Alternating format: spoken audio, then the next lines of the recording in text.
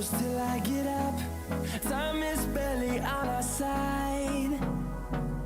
I don't wanna waste what's left. The storms we chase are leading us, and love is all we'll ever trust. Yeah, no, I don't wanna waste what's left. And on we'll go,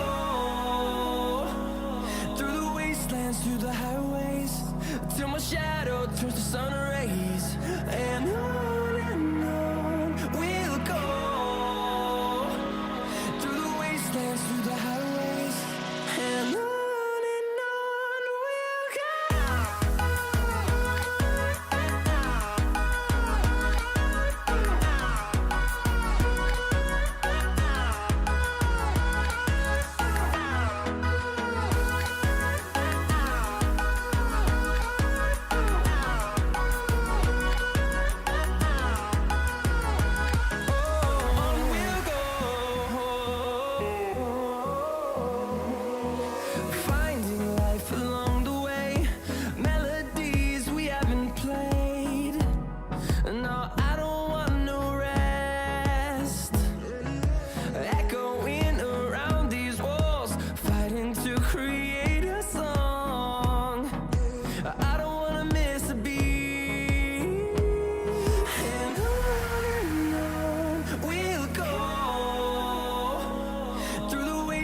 Through the highways, till my shadow turns to sun rays. And on we'll go, through the wastelands, through the highways, and on we'll go.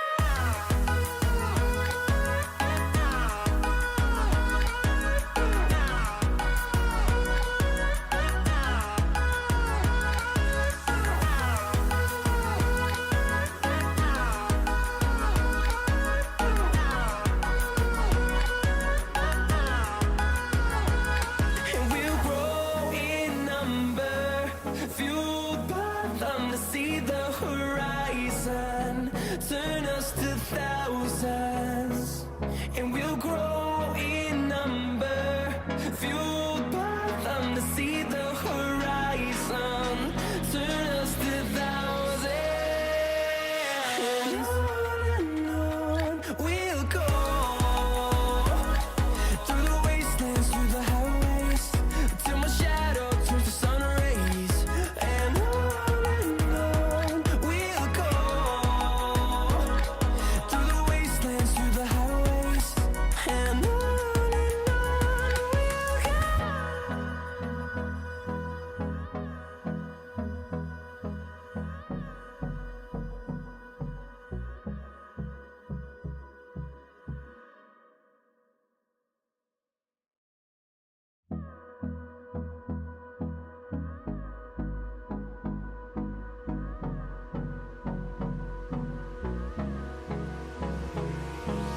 Hold me close till I get up.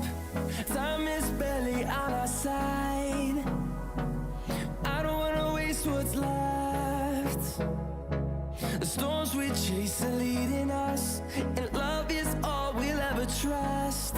Yeah, no, I don't wanna waste what's left.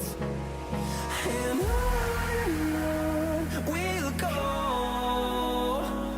through the wastelands, through the highways, till my shadow turns to sun rays. And on we'll go, through the wastelands, through the highways, and on we'll go.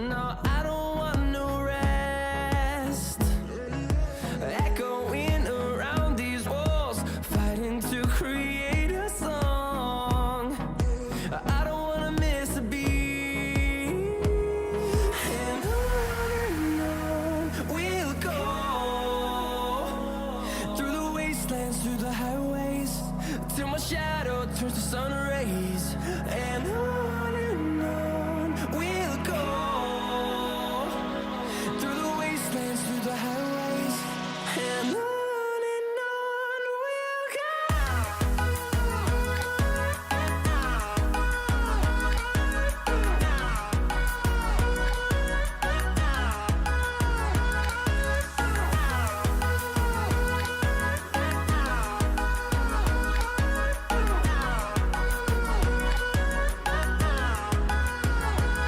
And we'll grow in number, fueled by them to see the horizon, turn us to thousands.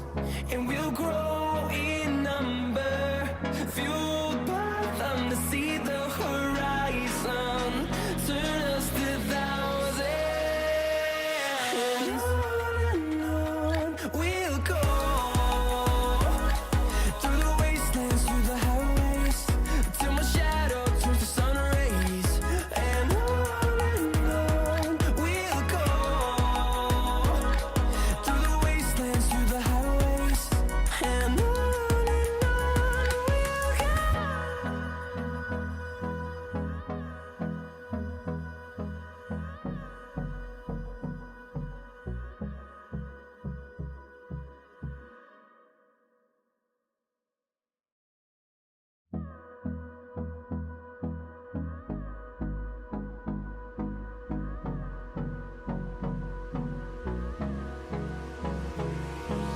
Hold me close till I get up.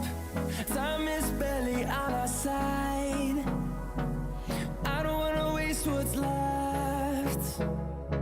The storms we chase are leading us, and love is all we'll ever trust.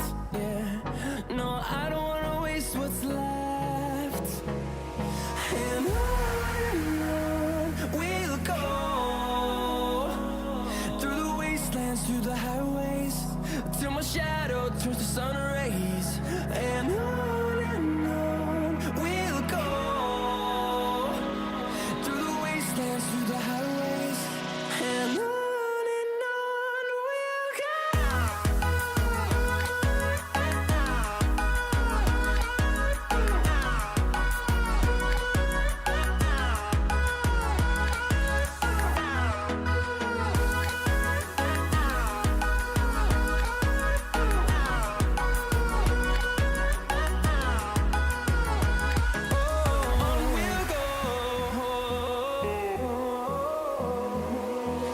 Finding life along the way, melodies we haven't played. No, I don't want no rest. Echoing around these walls, fighting to create a song. I don't wanna miss a beat. And on we'll go, through the wastelands, through the highways, till my shadow turns to sun rays, and on we'll go, through the wastelands, through the highways, and on we'll go.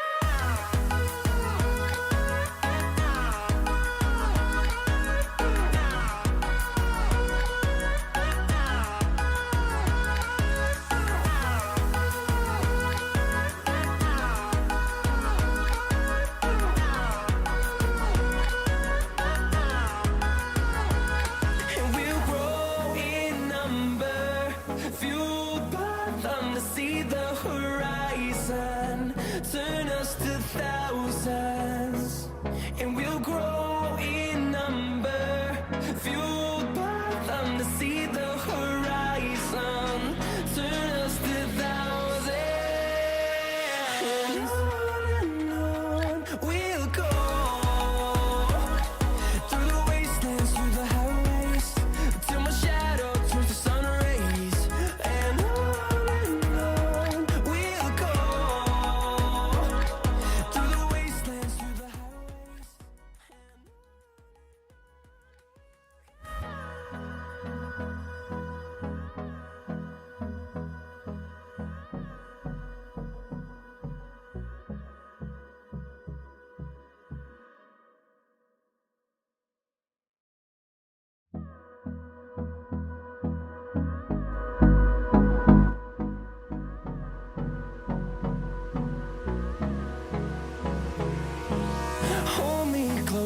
I get up. Time is barely on our side. I don't wanna waste what's left. The storms we chase are leading us, and love is all we'll ever trust. Yeah, no, I don't wanna waste what's left.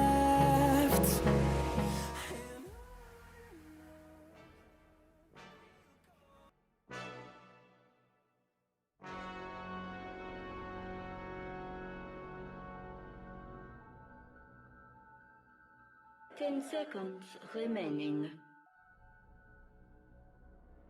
5 seconds remaining.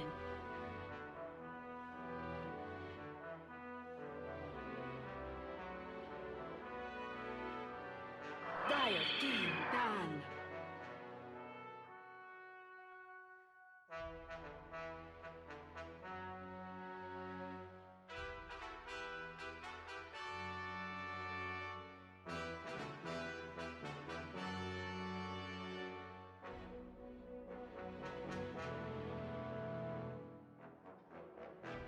Ten seconds remaining. 5 seconds remaining. Radiant team ban.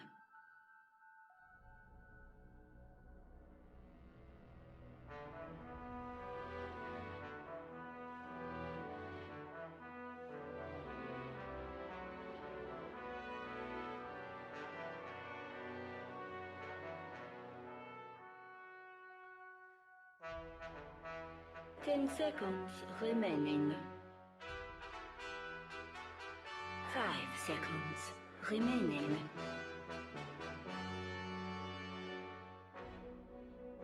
Dire team ban. Radiant team ban.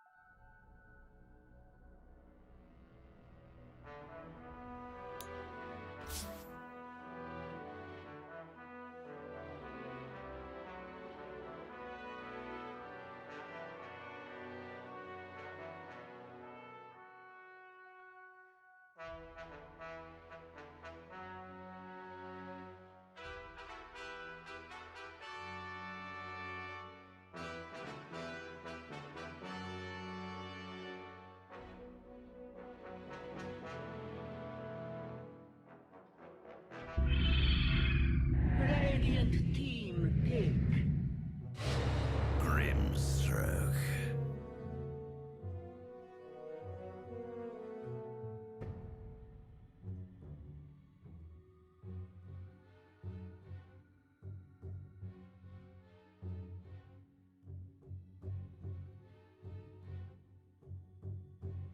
10 seconds remaining.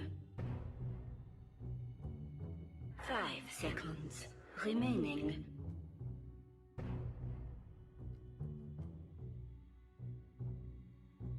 Radiant team back. 离呢？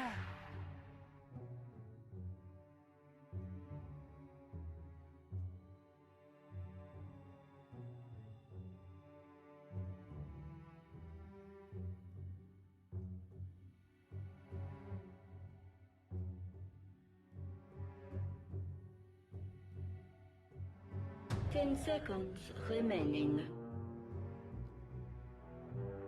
5 seconds remaining. Dire team done.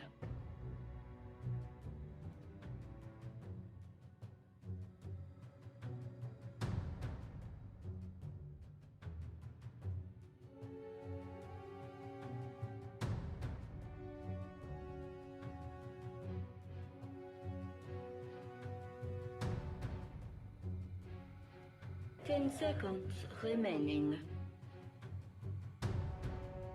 5 seconds remaining.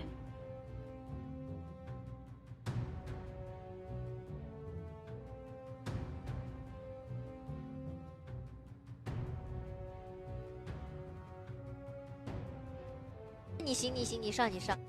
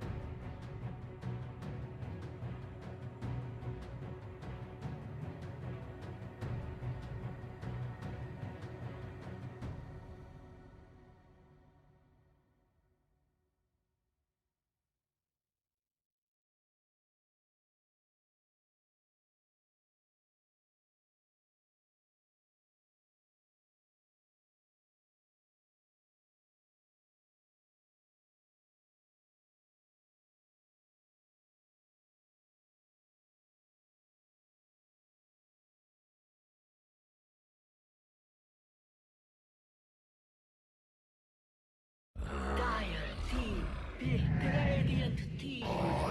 Shadow Demon.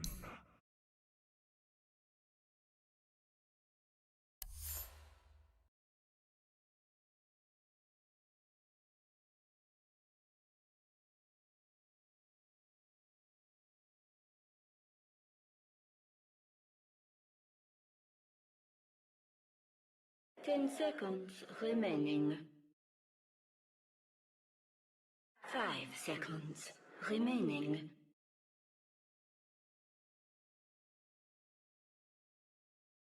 Dire team. Welcome, Magi!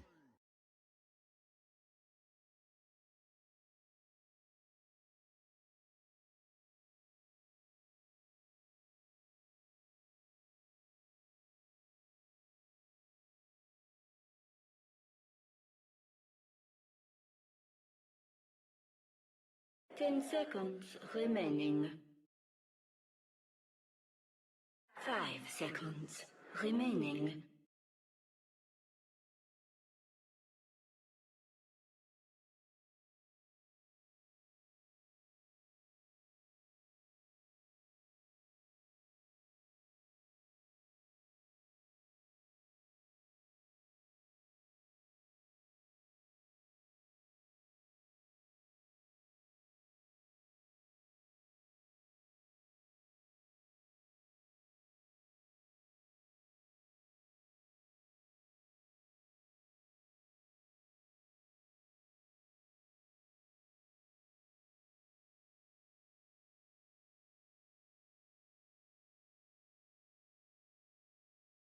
Radiant team.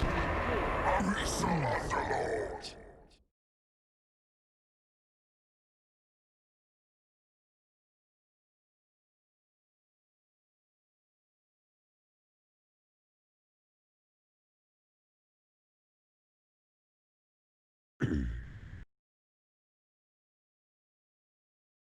10 seconds remaining.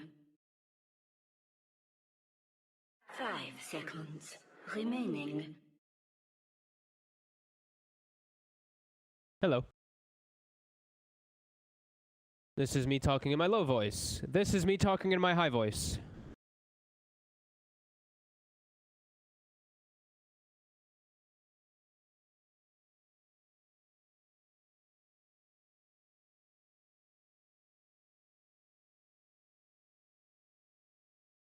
Yeah, sure. Hello. Testing. Hello. Talking normally. Talking really loudly. Hello. We're good.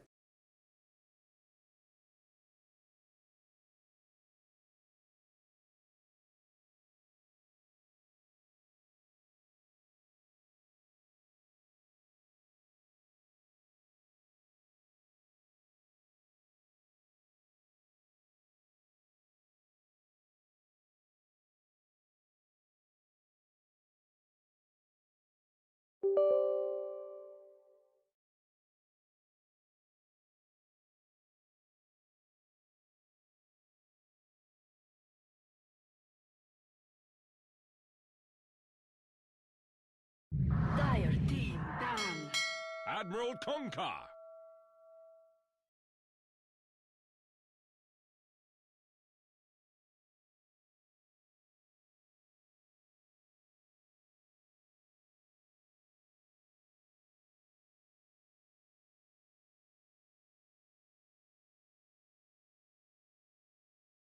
10 seconds remaining. 5 seconds remaining.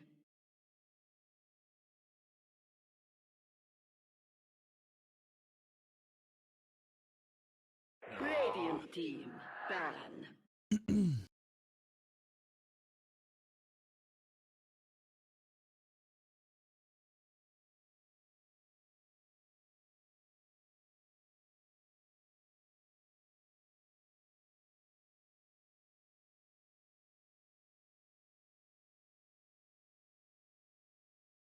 10 seconds remaining.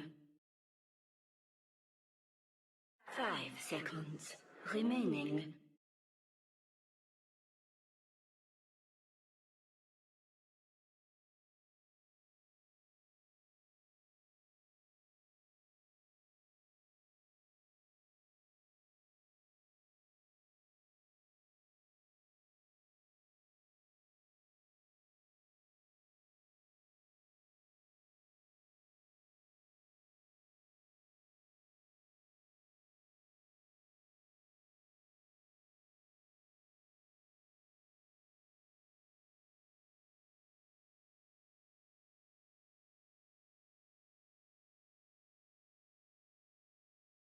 Radiant team pick.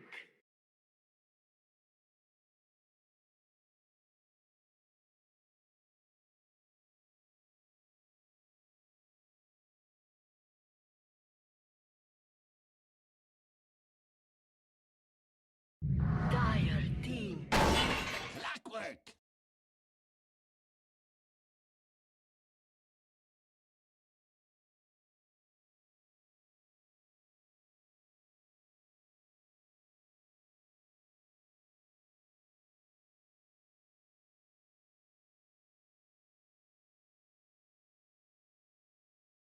10 seconds remaining.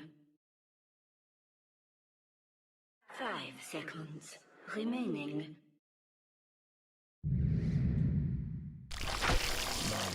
Choose your hero.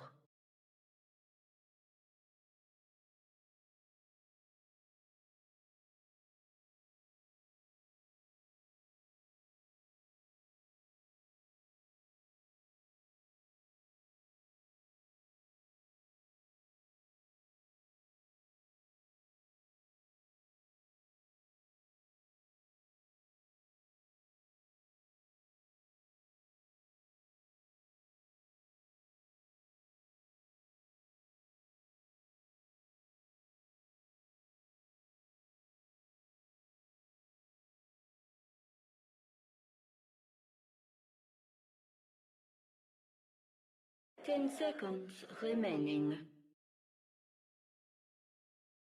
5 seconds remaining.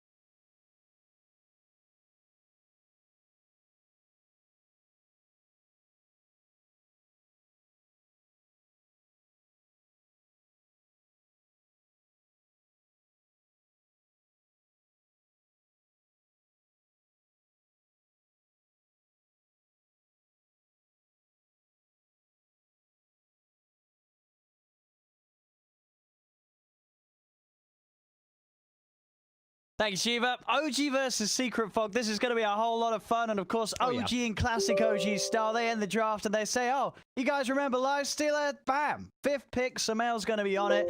We're not seeing anyone else really play this hero. But OG, they seem to think that it's going to be the hero that's going to carry them through this game. Do you like the odds for them here? Or do you feel that Secret's got a number on them on this draft? I mean, Luna's looked really dominant this tournament. Same thing with the Mirana. Same thing with the Kunkka. These three, at least for me, are really, really potent. And I feel like, I mean, Kunkka Mirana also is another thing. Going back to TI, if you remember, it was like OD Mirana, Kunkka Mirana all over the place. People were banning because the mid lane is just unplayable to an extent because you hit like level 2 and you're just always at risk of getting X arrow comboed. So that's one thing I'm going to be watching out for. The one thing that OG does have going for them, though, is that fast tempo that they can set with this Earth Spirit plus Lifestealer. I'm curious to see if maybe they go for that early item timing on Sumail. Maybe he does do something like that Armlet, and they have that Infest Bomb. They have a way to actually get him into the backline on the Luna at all times because of that Earth Spirit. Yeah, because I was trying to think. There's not really an item that Sumail can get that will allow him to farm as fast as Luna, right? Like for that sort of itemization, tricky to play with, right? It's like there's been a couple different approaches, right? We're gonna go through the phases of Lifestealer. He had his phase where he was doing his like Armlet into Armlet Deso for the most part. I call that like the Matumba Man specialty, Armlet Deso AC. Then there was the sometimes like the Armlet Radiance kind of build that we have, and then we had Maelstrom, right? Just like the straight phase boot Maelstrom build, which I mean maybe he tries to match farm pace. I don't know. I'm not too sure what he's gonna do. It's really in the eyes of Sumail how he wants to play that role. I mean, it's going to be fun either way, because if he does go for sort of the fighting build and tries to, get involved with Thompson setting up, obviously Thompson playing this mid-Earth Spirit, they have that synergy. He's going to be able to close the get in, hunt down the Luna, and set up for Sumail to be in position to pop that rage and just beat down on the Luna. A lot of fun. Yeah. But it's also going to be a lot of fun if Sumail does try and go for the farming to see if he can push Lifestealer to the limits and actually sort of keep on par with the farm that Matumba Man's going to be getting on the Luna, which I feel that's going to be very tricky because, as we say, it is a Luna, it is Matumba. So the two players, both Matumba and earlier Miracle, it feels like they are just so good on being perfect with their movements across the map on this. Yeah, I mean, both these... Matu is going to have insane farm if they don't get a lock on him early. It's really a lot like, I mean, Secret's a little bit different, I guess. Enigma is much more about the 4 protect 1, but it's similar for Secret in a way. Like, they do share a little bit more farm share on Nisha as well, because he's sometimes that, like, pseudo carry, but yeah, it's in this one, they have an Ogre, right? So it's really about it's boosting up that Matumba that much more. He's gonna farm even quicker. With that sort of buff. And looking at some of the other aspects of the drafts that we have, one thing that we're getting from OG, which I think can work out quite nicely, is you look at the last 3 heroes. These are heroes that fundamentally can work very good against the tanky opponents, right? You do see Matu down the line. He's probably going to have an SMY. Say he's going to have a lot of HP to work with. Nisha's going to be beefy. Zai, his clock, he's going to be eventually rather beefy. If it goes long, he's probably going to have a heart or something. You have Shadow Demon. Excellent percent base damage with the Soul Catcher. Underlords, you got to remember, if you're able to hold them in that pit, that adds up to nearly about 30% of their HP gone to the burn of the Firestorm. And obviously, Sumail is a lifestealer. He's going to be able to capitalize on those high HPs and get a lot of lifesteal. So you can really sort of see the thinking of OG with those last 3 picks. And it's very much, again, that sort of OG approach where they think about how to counter the enemy in a very different way that any other team would sort of respond to a draft of secrets like this. Yeah, just some different forms of some better way, I guess you could say, of doing damage, because Luna, as we've seen, that base armor bump up can also be really hard to play versus at times, especially if you're like a hero like Lifestealer, you want to stick on. You're just very tanky, exactly. And I feel like I'm a little worried still because that Lifestealer versus Luna matchup it's strange, because Lifestealer you can eat the if you get ahead, but once you start falling behind, you're going to fall further and further behind unless the rest of your team is really dominating, because Luna just, nature of the hero, you're going to farm way faster. Get those item timings at a much better time. So looks like we do have, of course, obviously a pauses. We've been sitting on this screen for quite some time. Looks like, I think it's Puppy who's just MIA. Yeah, it looks like Zai said, morons AFK. So, I mean, that's just classic Secret, really, isn't it? This team that sort of wins everything. They're like the top of the top. They're still calling each other morons, At the end of the day, we're all Dota players, and it doesn't matter if you're sort of the best of the best. Your teammate, he's still a moron. So hopefully we'll be able to get everyone back in and ready to go pretty shortly. We're just waiting, as you say, for all the players to come up. Again, get yourself settled in. This is going to be hopefully a very fun series. Really depends sort of, for me, which OG turns up today, right? Exactly. We know that Secret, they have been very, very consistent. OG, though, they have shown us promise in some of the games here at the Blast Bounty Hunt. They've come in with their innovation, and they've looked a lot more refined than they have before. They're obviously playing under better circumstances now. And it's showing. This team, they're coming in and they absolutely could give Secret a bit of a run for their money here. He's definitely had just these big moments of brilliance, and they're playing with some pretty comfortable heroes. No-Tail playing Grimstroke, right? That's just like TI. No-Tail played Grimstroke every game in the finals or something. Yeah.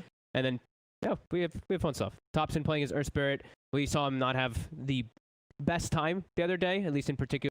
But I think they ended up winning that game, right? Yeah. That was the one that just like exploded out of control. Yeah, where it's like they won in 2 minutes because of an illusion bait on a Kunkka, as well as some other couple little things that happened. So we'll see how he does in this matchup versus the Nisha Kunkka instead of the Limp Kunkka. Yes, both of them obviously very, very good, because without a doubt, in fact, I'd probably put them at the top in terms of these mid laners that consistently pull out top tier Kunkka performances. But Nisha in particular, he's the kind of man that gets on Kunkka and he's hitting insane GPMs. Like, he could very well contest the pace that Matu's hitting on the Luna with his Kunkka. If he's off to a good start, he's going to be able to sweep across the map, hit very high GPM. And I do hope he does. He was my prediction, Kunkka for the highest GPM this tournament, outside an Alchemist pick, which was a little risky one. What would you have said? What would you have the highest GPM hero? Oh, that's quite a smart Because I imagined there's a Secret and there's a couple teams here, a lot of teams here that picked the Meepo, and Meepo can just win a game in 20 minutes. So I was assuming, there's probably going to be an 800 GPM Meepo game at some point. Yeah, I was sort of hoping for the 800 GPM Kunkka games, which we could see. And but biggest questions, say, coming into this, it's going to be all eyes on Sumail. Just how does he play the Lifestealer? Because a lot of pros, I'm sure, will be watching, and they'll be like, all right, Lifestealer's been picked back up. Let's see what Sumail does with it. What does he feel is his approach to the hero that makes it viable in a meta where it's just fallen out of favor? You do have to always remember, it's like, I hate when people just look at builds and they're just like, it's this cookie cutter build. You're like, oh, he went Radiance. I'm going to go Radiance every game. Sure. You have to always factor in, he's got an Earth Spirit, he's got an Infest target, and he has Grimstroke. Grimstroke is always going to change everything because you have Ink Squall thrown on you a lot of the times. You have easier ways to get onto targets. So, yeah. Yeah, I think I'm definitely what you mentioned, the Armlet Deso sort of fighting with. Who knows? I mean, maybe he goes Battle Fury, That's what I'm wondering. There's a bit of me that feels, Scissor always building Battle Furies nowadays. I mean, what other heroes kind of touch upon it? Troll, right? Troll, Battle Furies. But is it really at the point where Lifestealer Battle Fury is going to be a thing? I'm going to be surprised. We're going to find out. The game has resumed. We're ready to go with this one. It's game one of Secret versus OG. Let's find out what's going to go down between these two titans. So it looks like who's able to take the victory here today. Yeah, and it looks like Secret right away. I think Pano was talking about how Lifestealer, excellent matchup versus the Clockwork. So they're going to try to dodge that matchup. They're going to put an aggro tri-lane to slow down and shut down that Lifestealer.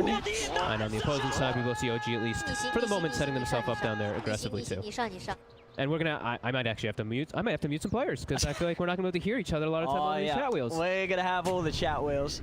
That is for sure.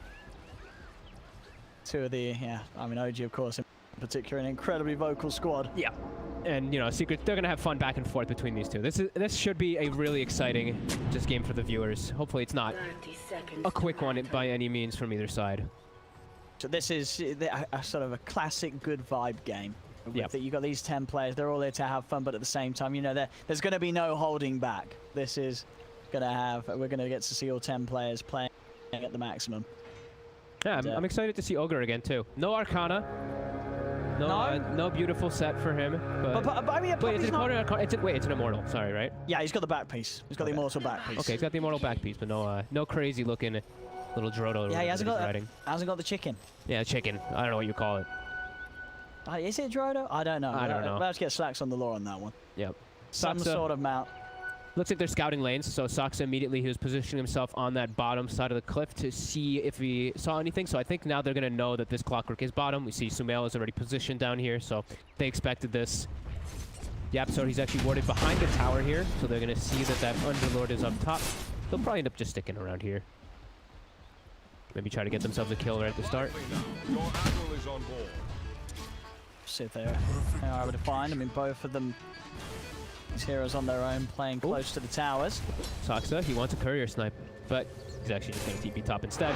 Be sure to stay near his Underlord to protect. And we'll see how these lanes end up turning out. I mean, ideally, who you're still moving if you're either squad here?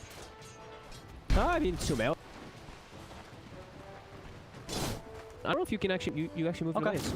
I think it's just going to be Yapsor moving around and getting a courier snipe immediately, and just playing around top and mid. I feel like bottom is just like Zai, good luck, see you later.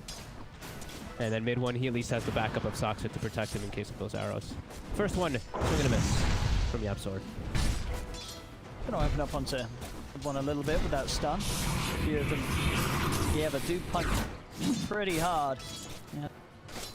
Natural Fiora to help out a little bit against the right clicks, but still has to be careful in the early levels. What I call specialty is you have a Blightstone and an Orb of Venom, and now he's getting hit by D2. He's stepping up, he's going to go down here. He's trying to punch into Matu, but that was very ambitious there. He's just already seen how much right click he takes from the 3M. He just walked up. Easy fire blast for Puppey. And they just right click the Underlord out of the lane. Yeah, it's gonna be a real tough time for mid one up there, but it's to be expected. You know, he's versus that super strong tri lane, and Zai, he should be under the similar amount of heat in the bottom lane. Beautiful body blocks. Oh, no tail.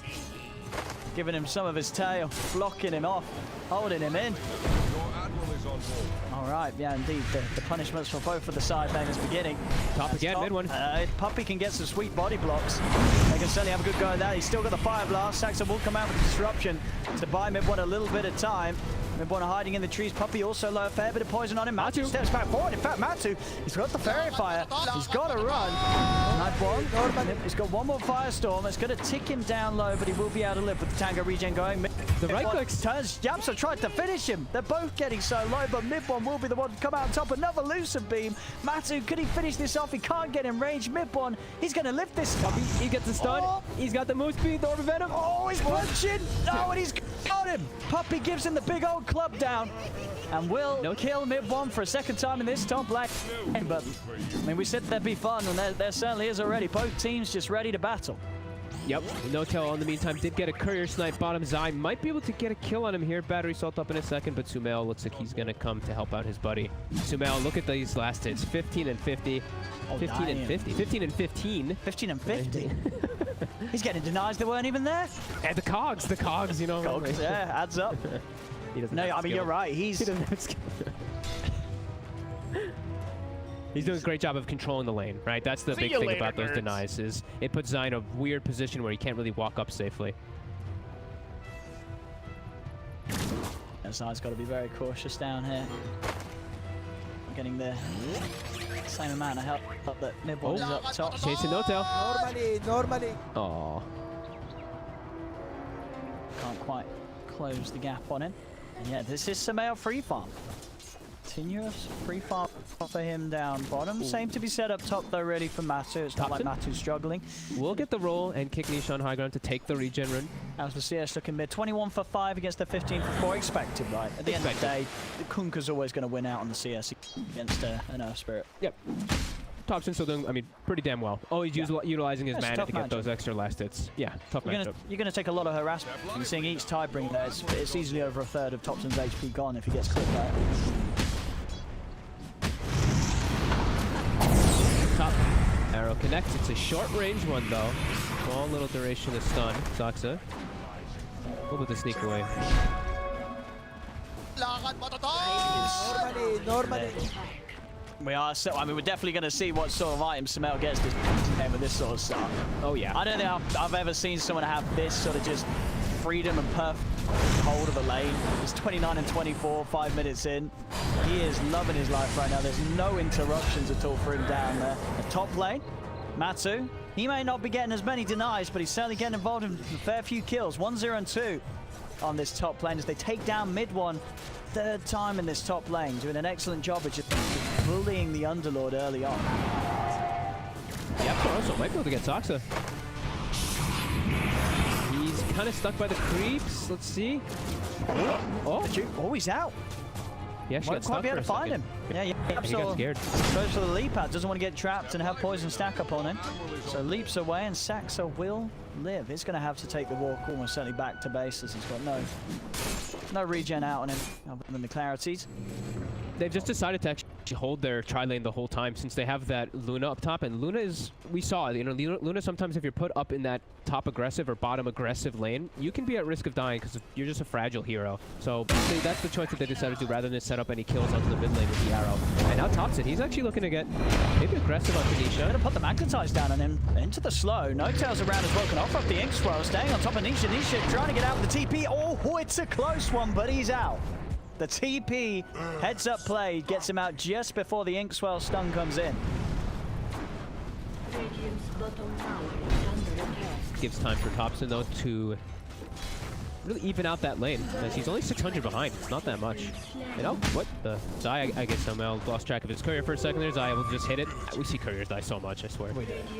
There's no real thought or love given to couriers at the early stages of the game. Yep. Thompson, Invis, he wants to bring the action up top toward Matumba. He used his magnetize though. That's the one thing he did use it in mid.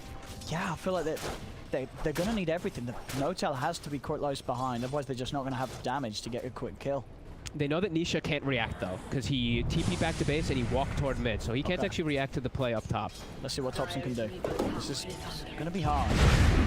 Going to try. Opening onto Matumba man. Fires down into the Inkswell. TP's coming up. They're underneath the tower though for this attempt. They're trying to finish him off. Matu's still alive. He's got the back of a puppy. Roll away from Thompson. He's got to bail out of it. He knows he cannot get the kill anymore, but he's dead. The tower hits connect. They jump forward. They take down No-Tail. Now they're looking over towards mid one. Nisha's even coming to join in the action as mid one. He's going to get taken out as well. 3 of them dead on OG as they just tried to force that a little too hard. Thompson with the infantry really wanted to make something happen, but it was too close to the tower and they just didn't have enough firepower to take Matumba man down immediately. He was just tanky enough. Double Wraithband build. I believe he had the 1-2. And we saw Nisha, the way he played that. You see how interesting it is? Like, he doesn't just stay farm and casually stay mid and casually farm. Even though his TP's on cooldown, he knows that Thompson was running top. He made the whole run there to make sure that he could help. Look at this Thompson. Instead of being that TP straight back up to top. OG want to continue to try and fight. Nisha's still here. Moats out. He's will hold back Nisha. Thompson's rolled in, but he's rolled straight into an eclipse. He's tried to kill Matu, but Matu's going to live again. The magnetize will take him down, but it's not going to be enough damage to kill him off as the Kunka's run from Nisha flies over the head of Luna and gives him just enough amount of safety to get out, as that's a second failed attempt from Thompson to kill Matu in that top lane within a couple of minutes. That's going to hurt their mid game a hell of a lot. Now it's like, Sumail, the game is in your hands for quite a lot, please, you know. Please carry. He's getting the farm. You know, 60 and 35. His CS still looking pretty fine down there, and he is going for the armlet first. So as we say, I think we're happy to see this. Absolutely. Right, this feels like the much more natural build up to punish, Secret's lineup. You're not going to be able to outfarm a Luna. You've got to get in their face. You've got to be involved in the fight. So you've got to kill them before it gets too late. Yeah, it's always just, I mean, it's always been such a good item on Lifestealer for so many reasons. Provides you armor. You're a little lacking on that. It just gives you everything you really need on the hero. So, yep, definitely liking that. He's, like we said though, he's going to be kind of alone for a bit though, as Thompson's been shut down now twice. His net worth will be pretty crippled. And mid one too. As we said, like top we always talk about how Underlord is like, you're not doing your job unless you die a lot. He gave up 4 deaths there, and they weren't able to really counteract that all. He's bottom 3 net worth. He now has stacks, though, to at least farm and catch up on. Hopefully, for himself, he doesn't get those stolen, as Puppy was pinging it. They seem to be aware. Yeah. He's going to clear them before they're over here, though, by the looks of it. Smidbon will make sure that these are cleaned up by him and the gang. He needed those pretty badly on the Underlord. Really needs that catch-up. All he's sort of had coming out of the lanes is just a +2 permanent damage. That's all he has to show for the top lane. Now, top, they're trying to contest around this outpost. That's a fantastic 3-man torrent, but Smail pokes the range, turns over towards Puppy. Puppy's tanky, though. They'll look towards Nisha. He's got the magnetized on him side, coming in from the back lines, pushes No-Tail off to the side with the cogs. They've managed to kill off No-Tail. Nisha getting very low here to the magnetized, trying to run from Mid-1, but Mid-1, he's punching. The Lucid Beam does hold back Mid-1 once more, but he still gets a chance to pop the Firestorm. Kill another, even... But it's all chaos at this top lane. Yapsor's got to hide in the trees. Thompson's going to have a rolling boulder up in a second. He could be able to find this. He's got to go for it blindly. Doesn't go for it. It's a little too late, so Yapsor will be able to TP out. OG are able to punch back quite hard into Secret. They get the 2 big kills. They take down Nisha and Matumbaman. Fantastic positioning by Thompson. He did 2,500 damage. Oh, mid. Pretty much the majority of his entire team. They're going to find Sai as well. No-Tail had the lock on him. Runs him down with the Inkswell. Sacks it ultimate place with the disruption. And OG, just like that, kill off all 3 of Secret's cores back to back. Huge movements. Having to utilize almost all of his stones on Thompson. So he's down to the 1. So his aggressive potential now in the next few moments is going to be a lot less. But a huge win for them up top is... It's the armlet finished. And we see that Desolator now queued up too. So it is that style of build where he wants to just stick on a target and single target burst him down. It feels right, and he's going to get it at a very good time somehow. You know, top net worth right now. With the armlet done, he's very hard to make moves upon. He's able to move around the map freely and farm where he wants, without too much fear at all. And I tell you what's going to be a lot of fun too is Nisha. He's also going for an armor. I feel like, you know, we're living in the olden days. When was the last time where we saw 2 teams go head to head and both cores having an armlet build? Nice. Very like Nisha though. I was going to say, he's not the type of person to go for just a straight first item BKB. Yeah. He usually likes having either the halberd first or, in particular in this game, the armlet so he can actually fight back. And he can also play around the armlet pretty nicely with, you know, with the ghost ship with the Kunkka's Rum is always fantastic. No, I think if anything, yeah, I'm sort of surprised that we don't see armlet that much on Kunkka because it is so high value. If anything, I feel like the 2 best heroes in the game to build those on, well, I guess obviously Huskar's also insane, but Kunkka and Lifestealer are very much up there. The value is just insane. They're probably the top 3. Yeah. I mean, Sven, a long time ago, Sven. But it's way too, I said a long time ago. Who's that? Is that a hero? Nisha. Oh. I mean, with the 4 of them, they will not struggle to keep there. We're going to bring in a 5th. Samael wants to join in the party as the 5 of them just collapse on the Kunkka. Already Thompson, he's eyeing up for more. He's going to see if he can get a catch, but Yapsor is there with the arrow. Stops the chase of Thompson. Buying space for Puppy to escape and retreat, and the rest of Secret will get out of there. But OG, they're hitting back pretty nicely, considering that Secret were off to the better start early on. And look at this movement by them. They know that Matu is still farming up top. Thompson, he's not going to go for it. Going to go for it. The non-greed. You see that he pulled it into the neutral camp and still didn't farm it. That's discipline right there. Back off for now. How's the farm looking for mid-1 down bottom? It's catching up. Yeah, Atos is nearly done. The recipe's rather expensive. But still, you know, he's getting there. And it's the double-double. Double crown, double ring of protection, double rod of Atos. I mean, essentially, they have a Grimstroke, they have a soul bomb. It's true. Mid-1 loves to do things in pairs. I like it. Speaking of mid-1. Oh. He's a big boy, he's a chunky boy. But Zion Yapsor, yeah, they've got enough damage. He's still at the early stages of his game. You know, he's not quite at the point where he's this Underlord that doesn't care. And even with the Rod of Atos, you know, not going for an aura build, he's still going to be quite vulnerable if he gets gone on. Did you see that up top? Wait, what happened? Matamba killed... that Observer Ward was in tower range. Oh, interesting. Ward it placement. wasn't. It was on the cliffs. I guess it was right on the cusp of the... All right, well... Interesting. I'm sure he was like, what? Okay, free money. A free ward?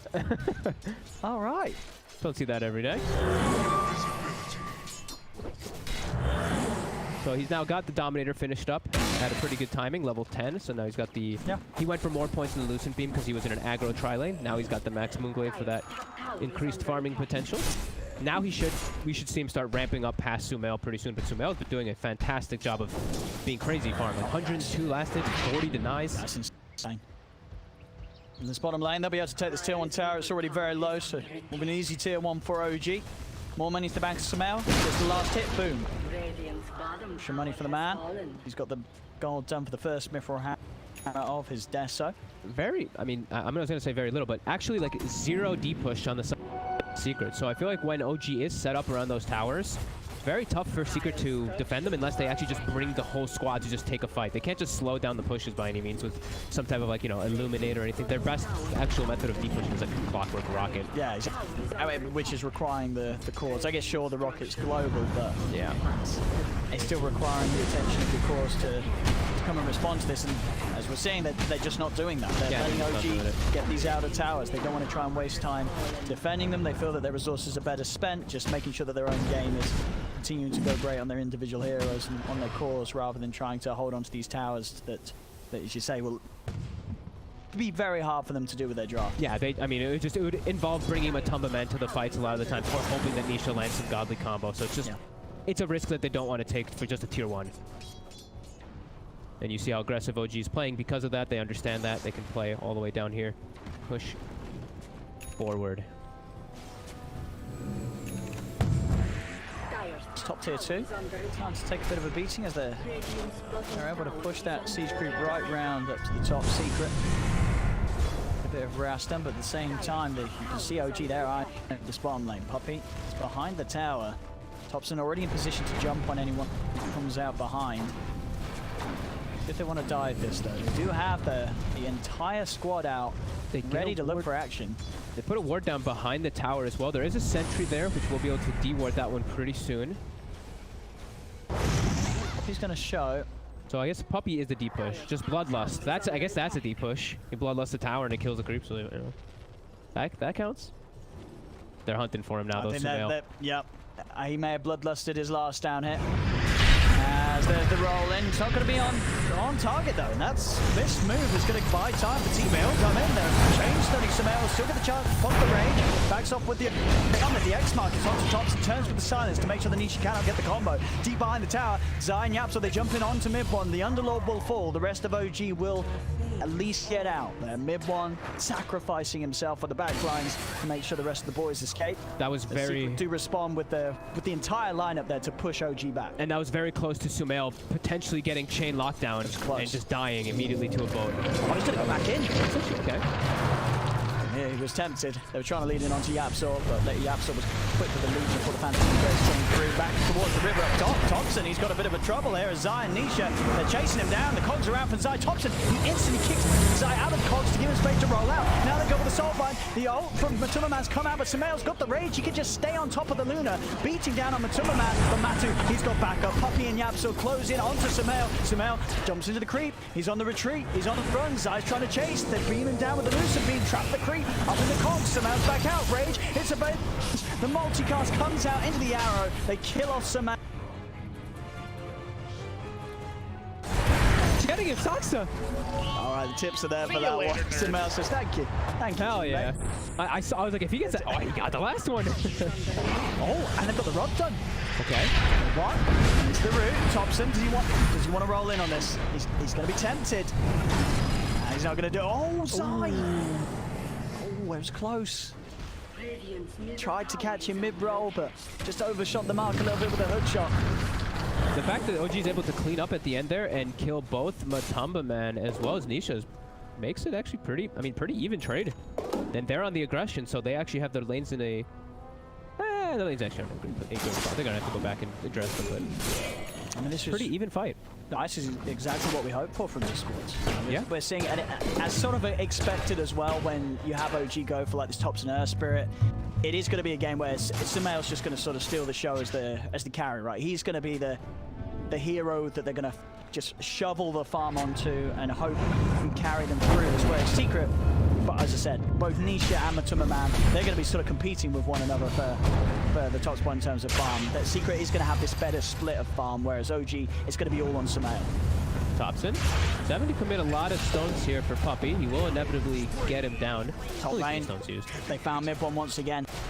It's been a tough time for mid one. Secret, they have really had it out for him. The 7th death this game on the Underlord.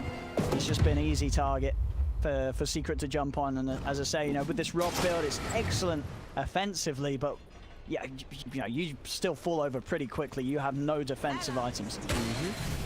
Oh, Nisha, Saksa, they're staring down. Oh, the ward placed right in a sentry again. Man, we're gonna see a lot of wards killed.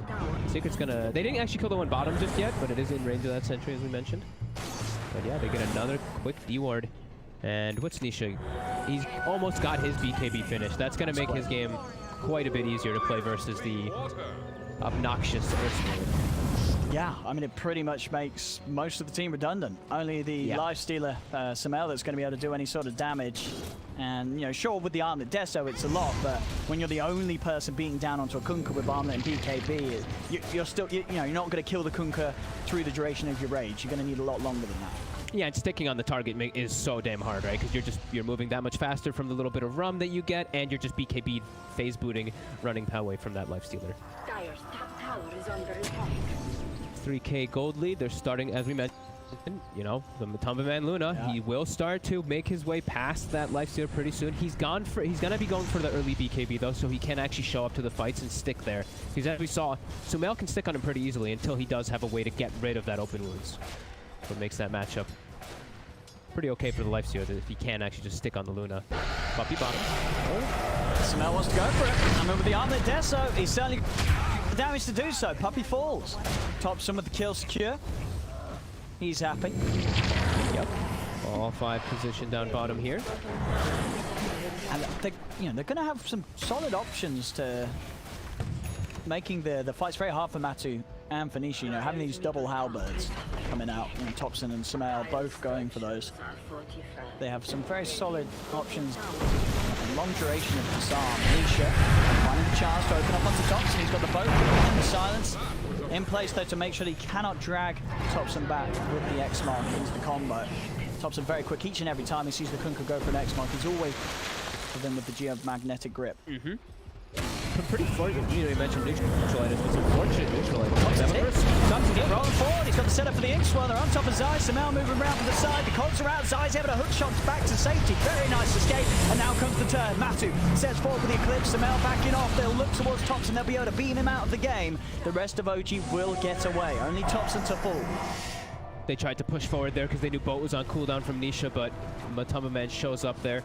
They're actually looking to, okay, they're looking at Roche Magnetize. They can do it. They used most of their ultimates on the side of OG, so they, Secret can walk in there. They've got maxed out Bloodlust. It's a lot of damage. OG, what are they going to be able to do about this? No Thompson Earth Spirit for 20 seconds. No one else that's really able to just jump in the pit and make a steal, so Secret more than likely just going to get away with this one for free. Roshan is going to go down. OG trying to step close, but Roshan will fall. Matu's able to pick up the Aegis, and now Secret can happily take a fight. They'll turn over towards Saxa. Yapsel does get rooted, so OG will be able to take away one of the members of Secret, but still it's Secret getting away with the Roche, and Matu getting away with the Aegis in his hands. Good heads-up play there by them, knowing that they have the damage because of that max bloodlust. They also, I think they had an Alpha Wolf in the middle of the fight, right, from Matumba Man, so every little bit counts, every little bit adds up, so they're able to get that one there pretty quickly with that very fast move. OG immediately, though, no hesitation. They're still looking to get some type of objective, a quick tier 2 tower. Sumail just about 500 off his halberd. Thompson, even with that death, he's going to hit the halberd at the same time. Matu gets open on him too, but the Helmet of Dawn Micro, he just sets up straight back onto mid one. Mid one really struggling to have a, you know, as offensive of an impact as he wants to this game, as each time he shows, the Secret just ripped through him incredibly quickly. That was, I mean, that one was the one that most of his deaths have been kind of unavoidable. That one he literally just ran in and kind of gave his life to them for free, because his team was still kind of far away when he first made the move there. He got his iron build done though. And it's a baller item build. Rod of Atos into straight bots on the underlord. He's going to be farming waves wherever he wants, pushing out the lanes. And hey, sometimes it may cost him his life. But I imagine when you're going for the bots this early, that is the intention. He just wants to throw himself out on the map and keep Secret away from pushing up towards the high ground. In the jungle, Secret, they catch out Saxer, a little far out position. Mid one's going to come in with the TP. Thompson here as well with that invis. It's very spooky though to move into their own jungle with Secret having control of this area. Matu just taking this tier 2, this tower gold. He's going to have the money almost very, very shortly for that Eagle song into the butterfly. I can't tell if I'm like drunk or something. Is that bugged? It says mid one has 315 movement speed, but that is not 315. He's moving at 415. Am I crazy? He has bots and a movement speed talent. Like, there's no way that's his movement speed. Well, let me do the maths. He should have 415. It's a feature. It's basically what Gaben has said. He's said, you know what? We're not going to do the maths for the players anymore. We're going to make them do it themselves. So we're going to throw a bunch of numbers on the screen in the stat box, and the players can work it out for themselves. Do you not like? Everyone's going does it not show to get a little bit bonus? smart. No, I think you're right. Right? On my screen, it says he's moving at 315 movement speed. Now, I'm an idiot, so I could be convinced that was 315 movement speed. That is way too. Look at those legs. Yeah. He's moving way too fast. That's definitely 415. So, okay, that's... I mean, maybe Boots of Travel doesn't show the addition to it. I haven't actually checked every time. Sorry, my neuroticism noticed that he was moving way too fast, and I was like, what do you mean 315? An interesting observation. You just lost your TI invite. Well done. 5K TI. 5K lead for Secret right now. Yeah, they're keeping their aggressive positioning here. And I guess we have a little bit of downtime here to talk about those neutral items that I was trying to mention. Yeah, what have we got? Some good ones? Essence Ring on Thompson. I think that's one of the best ones always. Nisha got the Imp Claw, probably the best one you can get on Kunkka. Yep. And we did have a Grove Bow, again, picked up for the Luna, so... pretty nice ones. I didn't even notice that Yapsor pretty much has BKB on top of a Javelin and Treads, too. Just been quietly kind of farming on the side there. Yeah, he's not doing too bad for himself. Right? I mean, to be fair, no one is, really. The only poor fella that's fallen behind is Notel. Bless him. Yeah. Everybody else is getting a bit of farm. Notel, he's just sort of... he's coming along with the gang. But he's not getting a lot of items. It's expected, though, you know. And he would tell you that it's just because Sumail's farming efficiently. He's cleaned up all the camps and... Ooh, okay, that's the butterfly. This is a big fight for Secret. They're super strong. Illusion's made. Oh, ties in. He's got the hook shot straight away out to Sax, and the boat comes crashing down. Mid-one, he's falling low. He's trying to run. Can he escape this? He can. Mid-one will manage to get out of there. And they turn over towards Saxer. They'll find him. They will finish him. The multicast coming out to Notel. Roll forward from Thompson. He gets the magnetized down, but Matsu responds immediately with the Eclipse. Spots the BKB. Steps over towards Thompson. Thompson with the Essence Ring. The rollout, though, will live. He's out to the side. Mid-one, he's ready to take them home. Thompson rolls over. Mid-one's going to be able to take the three of them back to base. Notel, unfortunately, with his lack of wealth, he didn't have enough to pay for the taxi, so he's got to stay out. He couldn't quite jump in. They said no to him. That's a big timing push there for Secret, right? As soon as they pick up the butterfly, they still have the Aegis. They press themselves forward, knowing that that fight is likely successful. Oh, a telescope now picked up also for Secret. A fantastic item for them. A good push for them. And OG get pushed away. They're having to expend everything and unable to take any success in that fight. I did see Mid-one's movement speed go up to 377 in that fight. Thompson. Getting some Zai actually whips the hook shot. They're going in. Sumail popping the range with the pit, connecting onto the two of them. It's going to lock down Puppy over. They're going to Matuma Man. He's got no BKB for 10 seconds. It's still unavailable. Can they kill him, though? With the rest of Secret turning up, it looks like OG, they've got to back out. They don't have the firepower to kill off Matuma Man, and Thompson's going to be caught on the high ground. Yapsor lining up the arrow. Connect. Fireball into the torrent. Sumail, he's got to turn. He's got to look for something to lifesteal up on. The pit's down. Mid-one helping out from the high ground side. Pushing Sumail back with the cogs. The rage comes to him. He's trying to get in onto Matty, but the stun from Puppy's into play. Zai gets the double kill for yet another fight and continue to bump themselves up in the advantage. 9k lead now. Oh, for Secret. They were feeling themselves, pushing themselves all the way up onto that high ground. They're pinging the low ground there too. They don't have the They didn't have the outpost. Maybe that could have made a little bit of a change there. But yeah, Thompson getting caught on the high ground, and then everyone just tries to run away when Puppy does that buyback. And Secret, they're still strong enough to just hold their ground in that fight. And And now they're pushing forward. They've got quite some time. They might actually be able to do some big structural damage. Yeah, with this Luna, I mean, we've seen it so many times this tournament. Now, Matu, he can just rip through the buildings. What are they going to do? Thompson. Ooh, he's just straight in. He just went straight in. I mean, he's straight out as well. It worked. It scared them off. I mean, it scared me. I was like, what's he doing? It worked. I thought he might die. He just rolled in. The Gapsor wasn't there for a follow-up arrow. That could have been a pretty scary spot for him to be putting himself into. And Moonlight Shadow, they're going to back themselves away. Yapsor still kind of inching himself forward here. Maybe trying to break a smoke.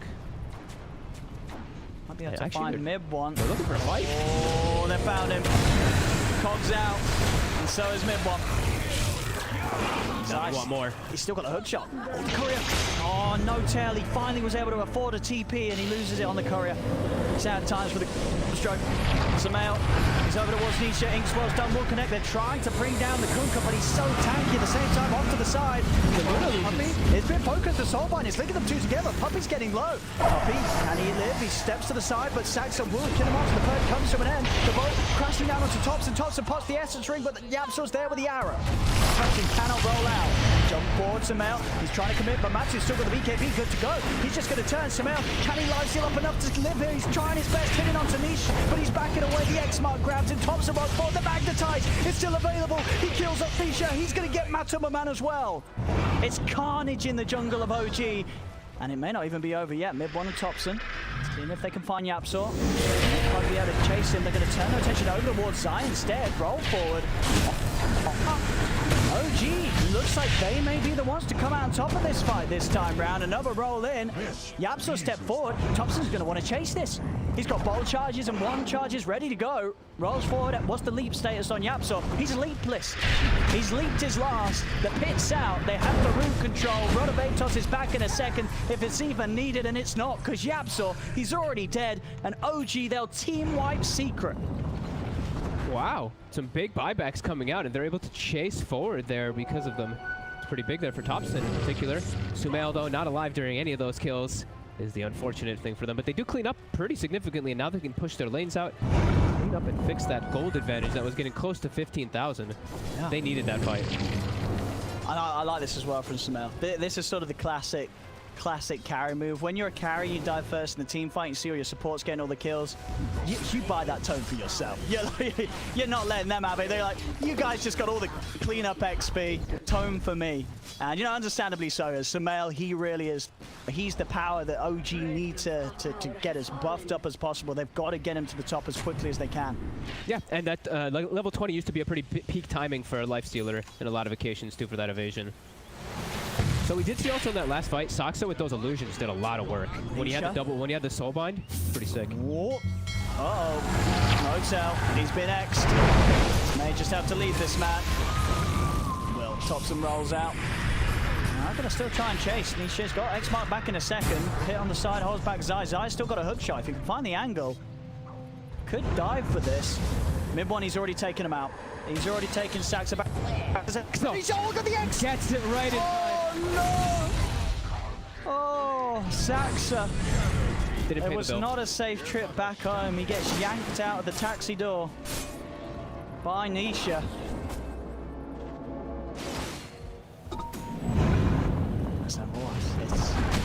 I mean, the question is, can OG find another fight like they just did? They've been behind for pretty much the whole game in net worth, but somehow did require that buyback, as you mentioned, but they were able to wipe him.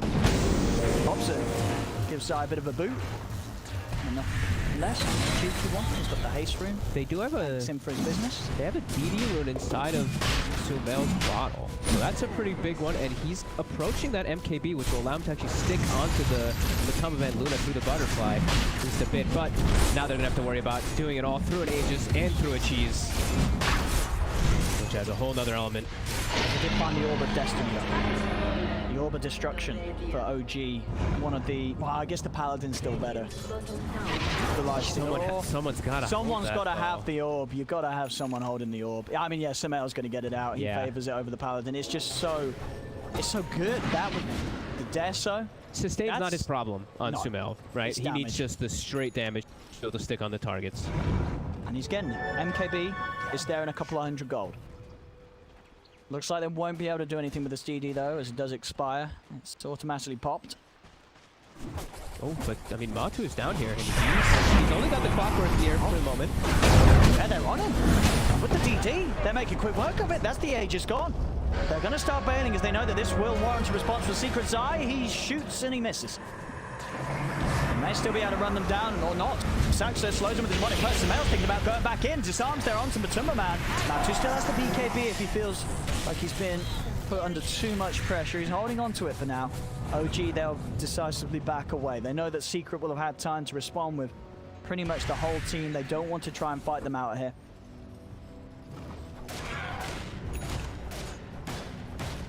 There it is, Samael. He's got that MKB. Of course, all whilst what have we got? Just Yapso's items were confused. I was like, Yapso's not finishing BK. Okay, now he bought a Demon's Edge. Oh, okay, now he just has an MKB out of nowhere.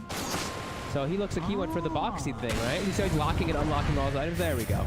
Yeah, the Javelin into 2/3 BKB into Matu. No, I'm going to go finish the MKB. I like it. Matu pops the BKB. Thompson's got to roll out, but the Lucent Beam catches him. Thompson will fall. Gets the Magnetize off in time, but Matu with the BKB is ready to push on. See if they can chase him. Or no tail. Soul binds both Zai and Matu together. Saxa goes for the TP out.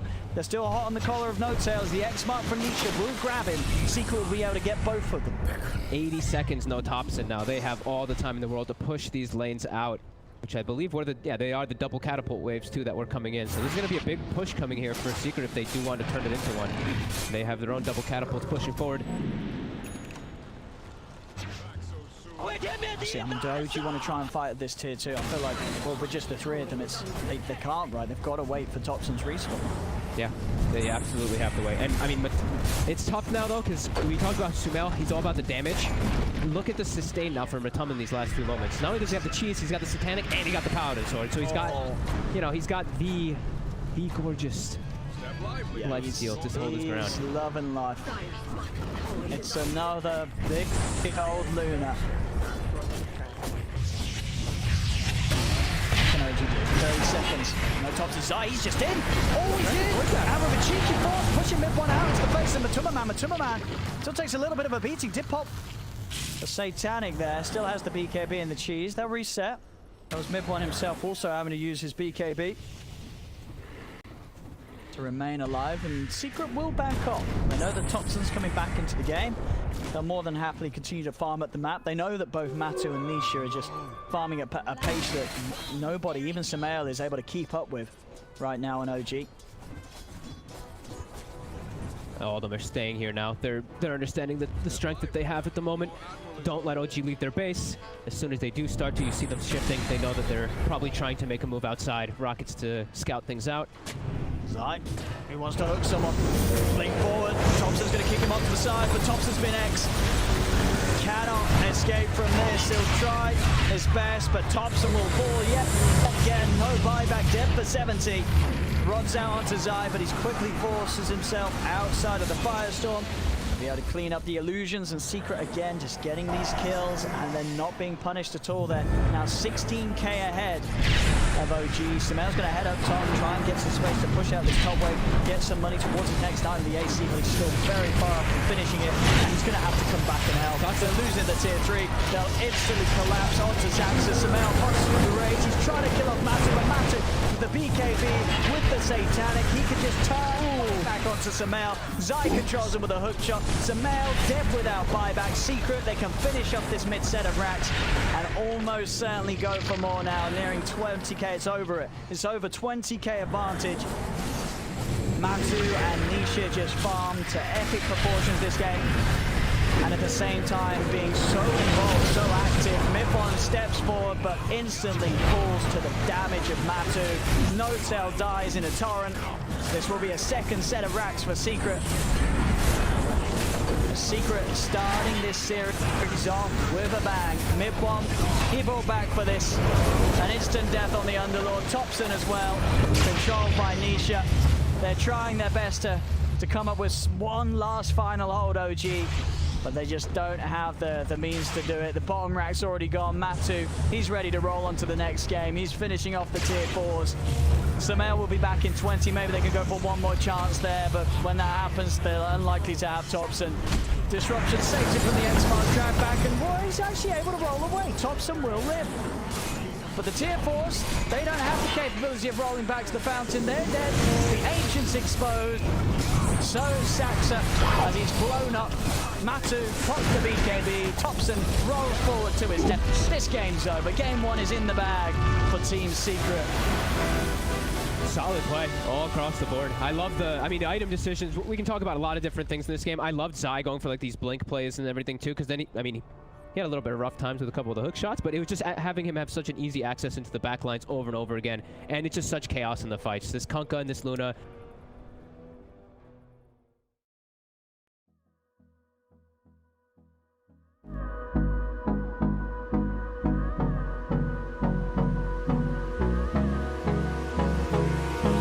Hold me close till I get up. Time is barely on our side. I don't wanna waste what's left. The storms we chase are leading us, and love is all we'll ever trust. Yeah, no, I don't wanna waste what's left. And on we'll go, through the wastelands, through the highways, till my shadow turns to sun rays. And on we'll go, through the wastelands, through the highways, and on we'll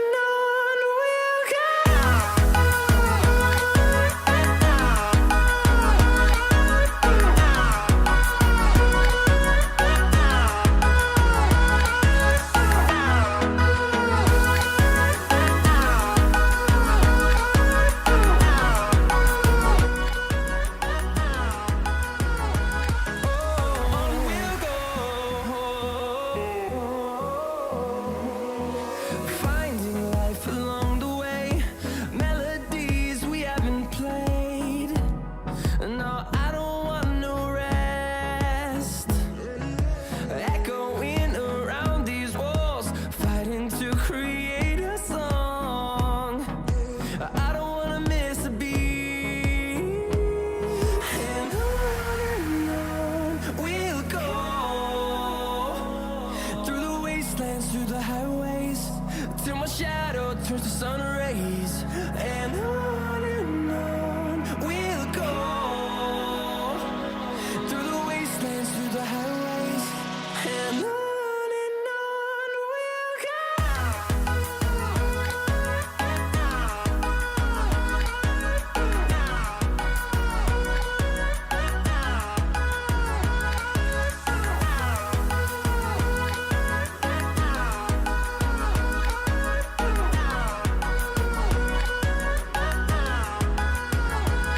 And we'll grow in number, fueled by them to see the horizon, turn us to thousands.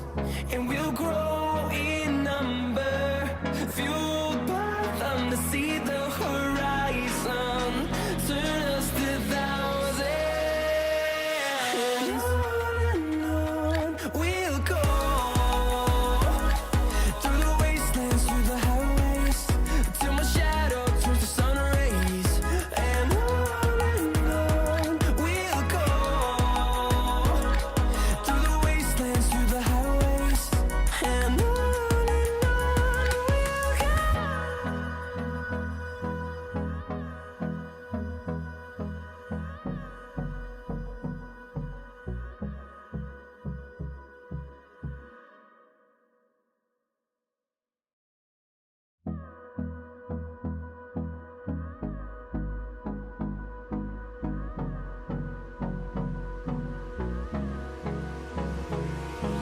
Hold me close till I get up. Time is barely on our side. I don't wanna waste what's left. The storms we chase are leading us, and love is all we'll ever trust. Yeah, no, I don't wanna waste what's left. And on we'll go, through the wastelands, through the highways, till my shadow turns to sun rays. And on we'll go,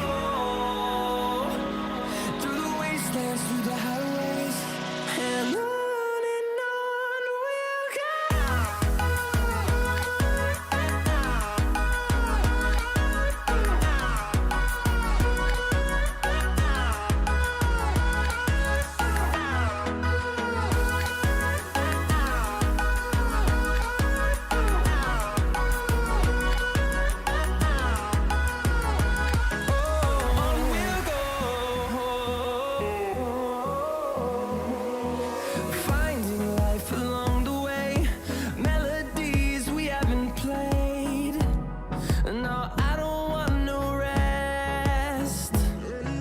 Echoing around these walls, fighting to create a song. I don't wanna miss a beat.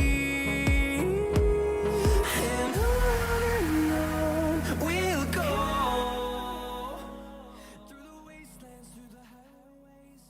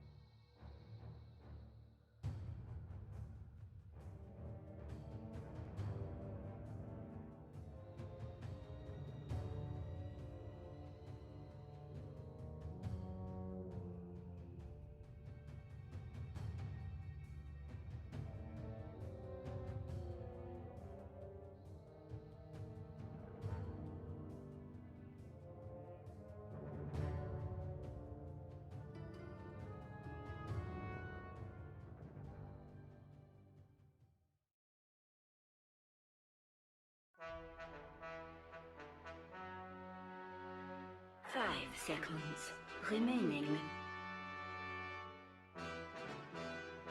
Radiant team, ban. Dire team, ban.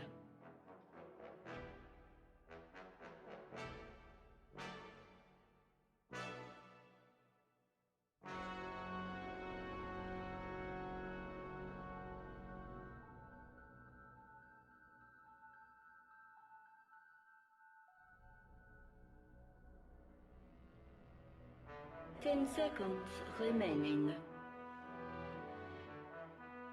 5 seconds remaining. Radiant team Baron. Dire team ban.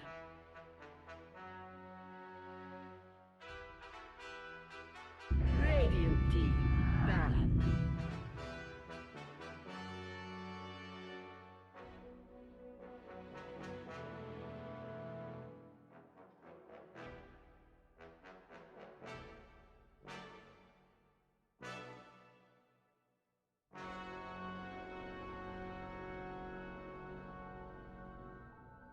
10 seconds remaining.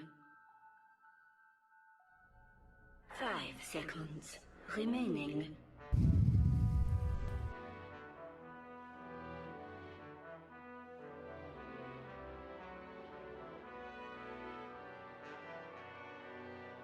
Dire team ban.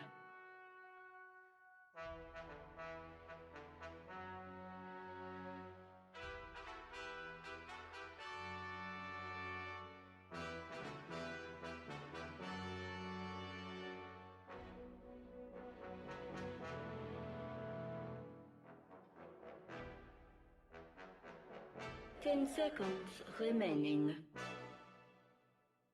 5 seconds remaining. Radiant team Baron.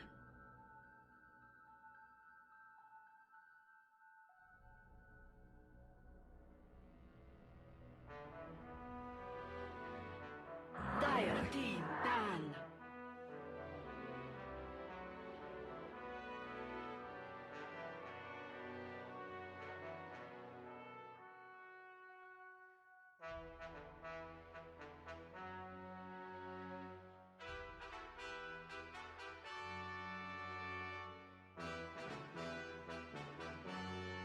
Ten seconds remaining. 5 seconds remaining.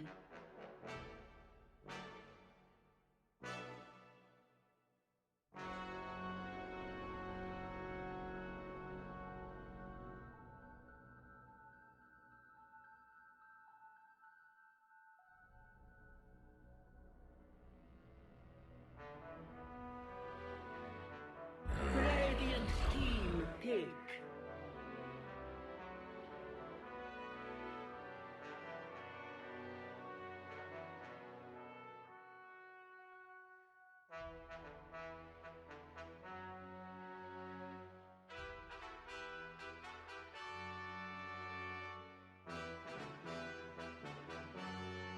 Ten seconds remaining.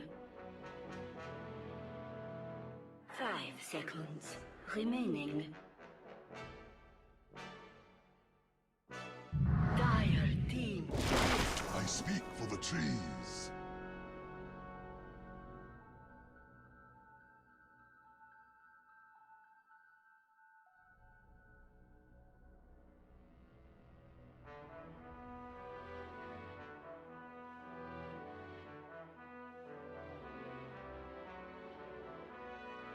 Ten seconds remaining.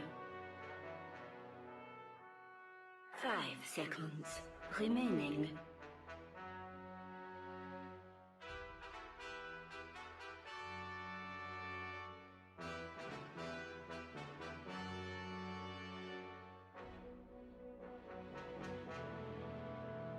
Dire team.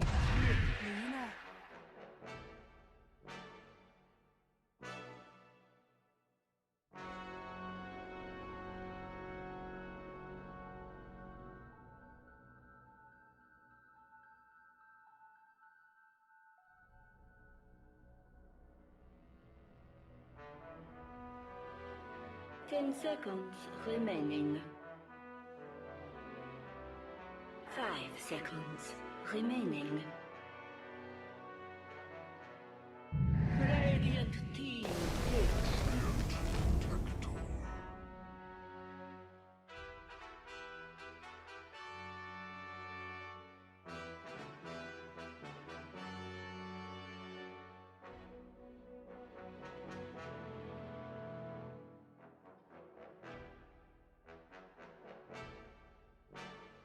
10 seconds remaining. 5 seconds remaining.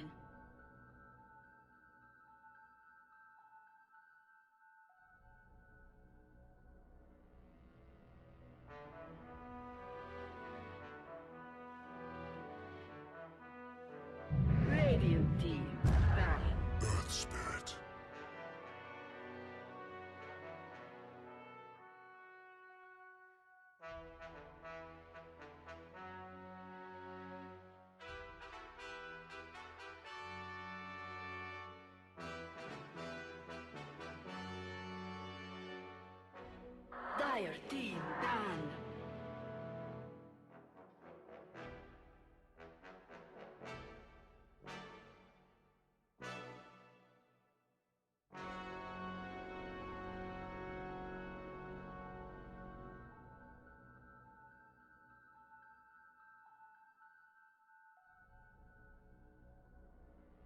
Ten seconds remaining.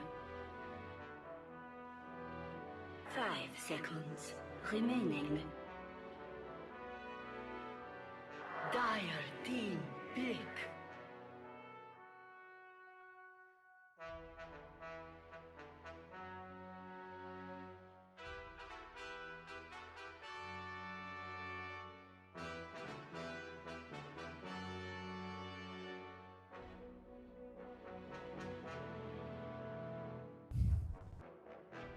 Ten seconds remaining. 5 seconds remaining.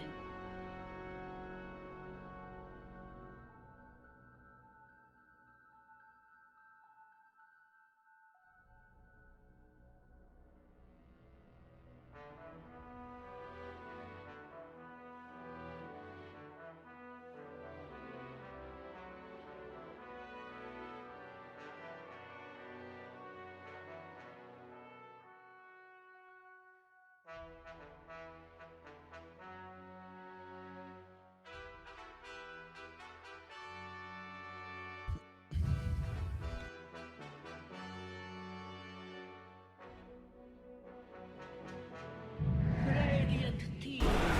Dragon Knight.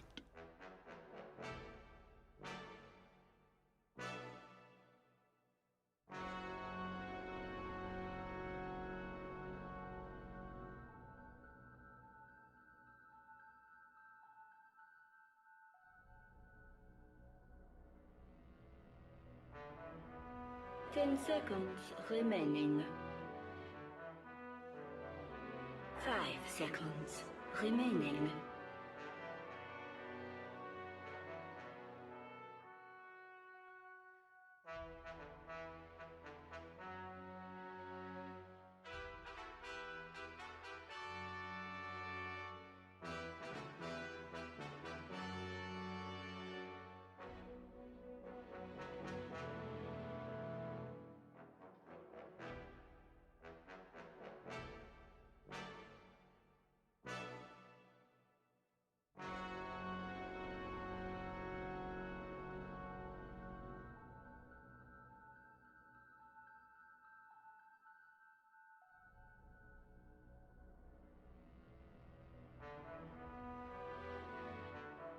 Dire team pick. Keeper of the light.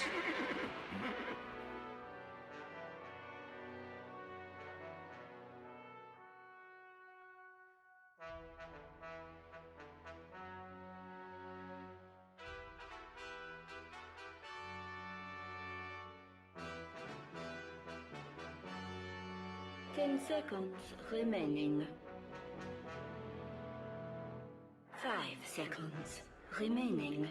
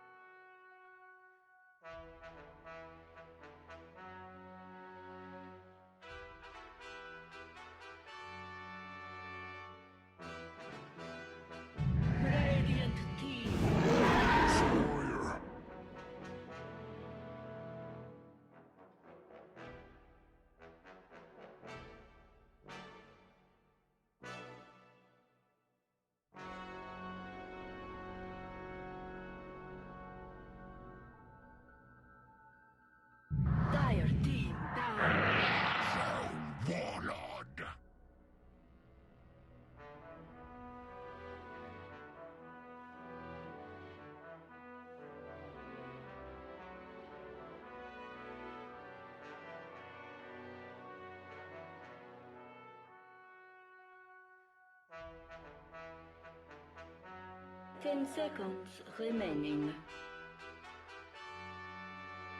5 seconds remaining. Radiant team, ban.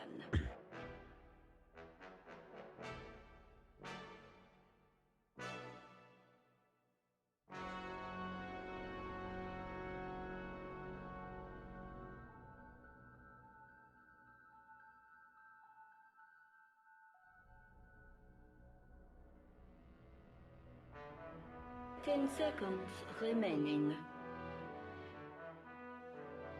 5 seconds remaining.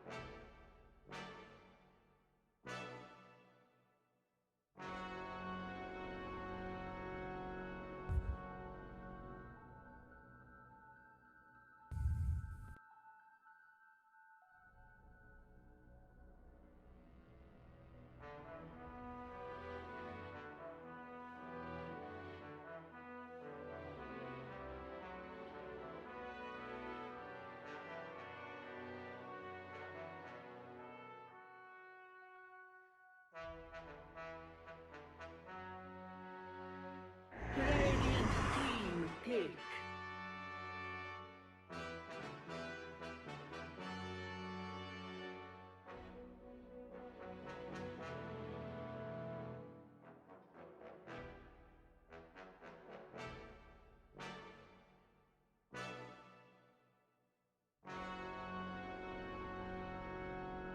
Ten seconds remaining.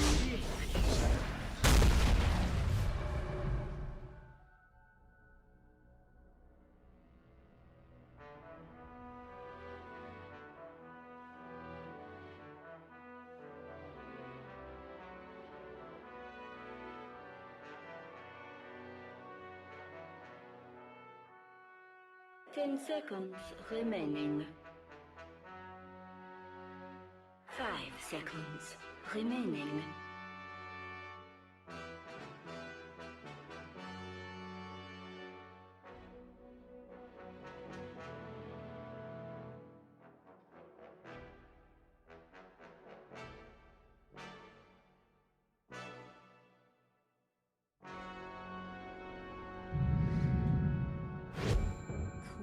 Choose your hero.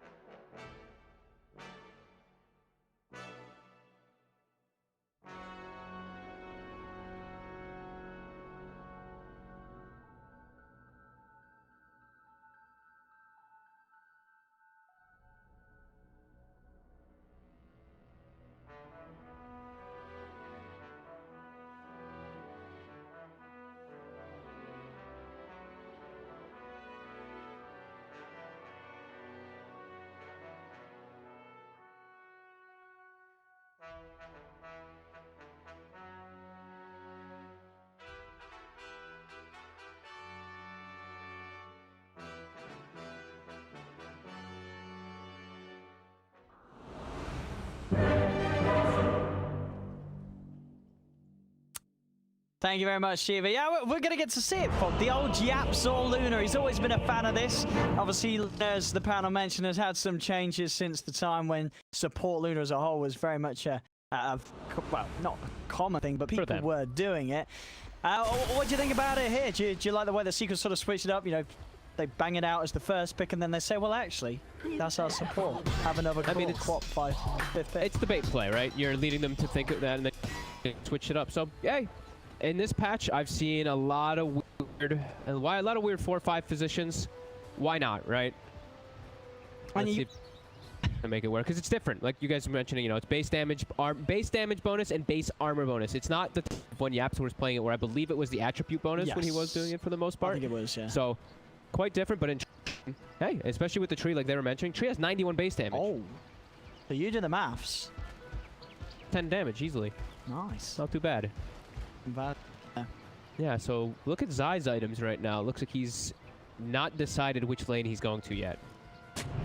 Looks like they're just trying to do some scouting right now before they really full decide about their item choices here. Nisha now is delivering his. What's he getting out? It's mid items. Oh, standard stuff, yeah. Yeah. But it looks like he's going to be versus Sumail mid, so it's a little bit of a tricky kind of play. They're probably like, hey, it's Thompson playing the troll, but it's going to be Sumail playing the NP in the mid. So, cool little play there. And we've seen it at Nature's Prophet. We don't see it that much, but NP versus Quap, it's a pretty good matchup for the Nature's Prophet. Why do you think that we are seeing that sort of switch around? Is that Sumail just being the more confident Prophet player, or? It just the trick, right? It's just like, oh, Sumail is not going to play mid. It's going to be Thompson mid, so they're probably just trying to trick them up there. I'm sure both of these players could play it. Yeah. But yeah, I feel like this is just a really neat way to trick your opponent, because Thompson always plays mid, and Troll is just much better if he's going to be posted versus a tri-lane or versus a dual lane or whatnot. Yeah, I like this. Well, here we go. You know, King back to mid. Let's see how it goes. I mean, he can do very well in this matchup. You just have you technically have better base damage because you have all these treants all the time for harassment and for hitting. Yeah, I think he should do fine. I think it's hard as well as the Quap to really sort of commit on him, because yeah, anytime you do try and go, as you say, you're going to be taking quite a bit of a punch back. Ooh, Nisha missed the range creep there on that one with the scream. Yeah, Uphill missed twice and doesn't get, and then the tree gets denied. Oh, I'm just staring at mid this whole time. Oh, it's hard not to. As I say, Sumail back to mid. I'm sure a lot of eyes are going to want to be on him to see how he's going to do here today against the Nisha Quap. And of course, once again, very beautiful Arcana there from Nisha. Seen a couple of Arcana Quaps today. We did see one where they didn't have it, of course, and that game the Quap lost. The Quap lost. That was, I think it was Poikva playing it when he did not have the Arcana. Well, it serves him right. Oh, it changes your denies? What do you mean? Yeah, you get the little flame. Denies fiery. Oh, I didn't see that last time. Oh my god, that's actually it's amazing. It's amazing. Dude, wait until you see what it does when you buy a Divine Rapier. Wait, what? It doesn't do anything. I'm just hoping. I mean, you would have tested that, though. Go and queue up pubs and start buying Rapier, because they're like, OD Pixel said there'd be a cool effect. I mean, I just really believe cool you would buy a Rapier. That would be the first thing you do. Be like, Arcana, I'm buying Rapier, I'm ruining games. Don't do it, kids. Don't do it. I was only joking. It was a joke. Right, anyway, let's have a look at these side lane setups. You say the tri-lane down here. We'll see how much impact this Lunar Aura does have, and if it does get them some kills early on. But as you mentioned, I think it's going to be hard, because it's not like OG's tri-lane's bad, right? It's a pretty solid defensive tri-lane from OG. I mean, they also have a DK with their tri-lane, so I don't think they're going to be killing much of anything unless... I mean, maybe if he gets a stun at level 3, and then they try doing some aggressive plays, potentially, maybe.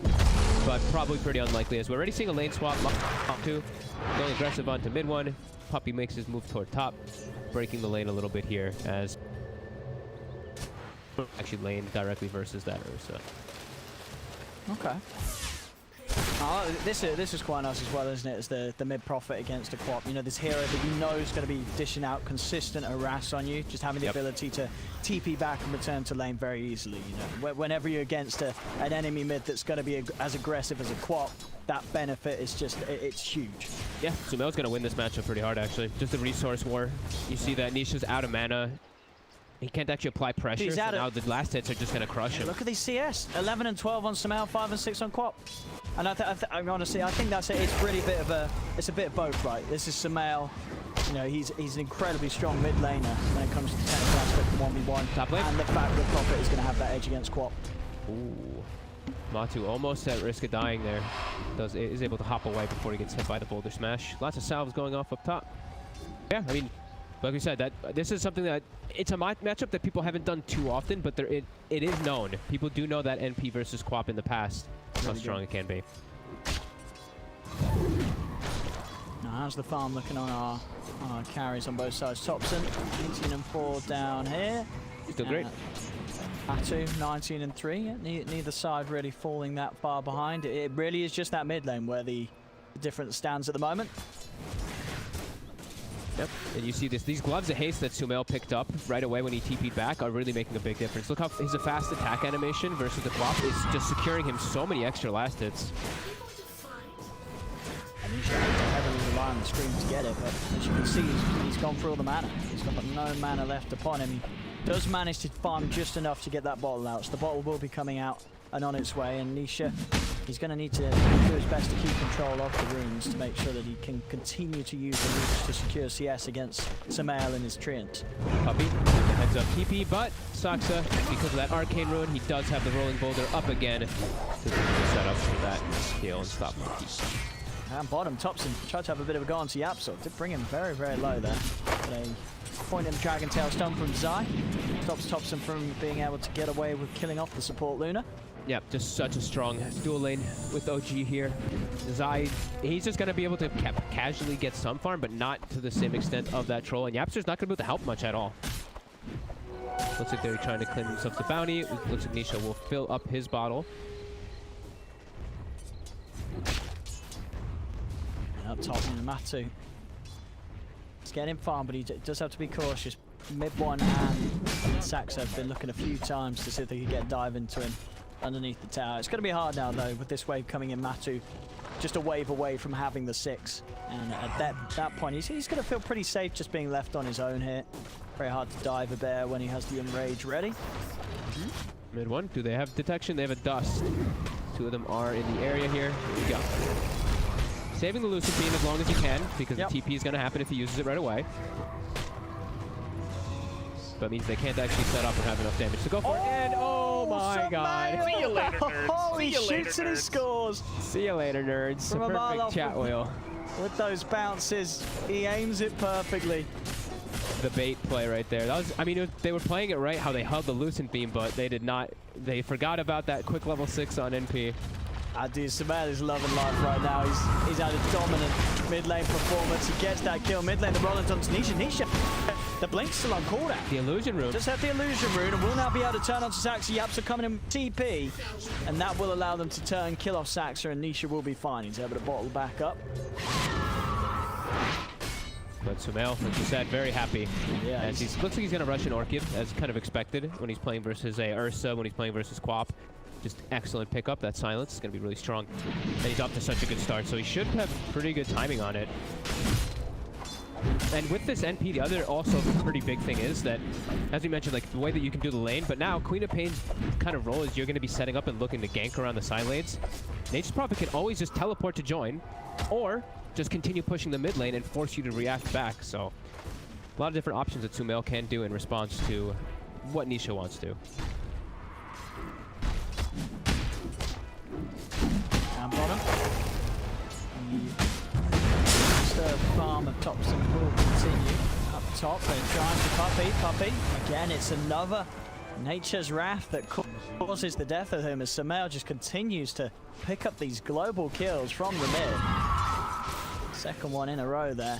Each time the ult's available, they're always looking for opportunities to allow Sumail to go for it. In fact, he's going for Nisha. Nisha has got the blink. He is out of there, and there's backup. Yapsor, as well as multiple TPs coming in. So having to be a little careful. They've also got Zai sweeping around. I mean, secret, I think they're starting to realize, you know, we've got to do something about this Prophet. But what do they do? Their 2 supports don't really do much of anything in this game. It's a Luna and a tree. It's just very hard for them to really help out the lanes at all. The Luna has Tranquil Boots, and you throw a Lucent Beam, and then that's it. Tree Protector, you're not really contributing too much either. And you're level 2 on Tree, only level 3 on the Luna. Meanwhile, level 4 on the Keep It Alight. Earth Spirit approaching level 4 as well. And Thompson Trying to chase down Puppey a little bit. Dire's bottom tower is Again, still on his own, so no follow-up to continue to chase Puppey deeper into his jungle. With lane Yapso and Nisha hopping around the side. Nisha with the Arcane Rune, level 7, he's good to go if he wants to try and jump and burst the target.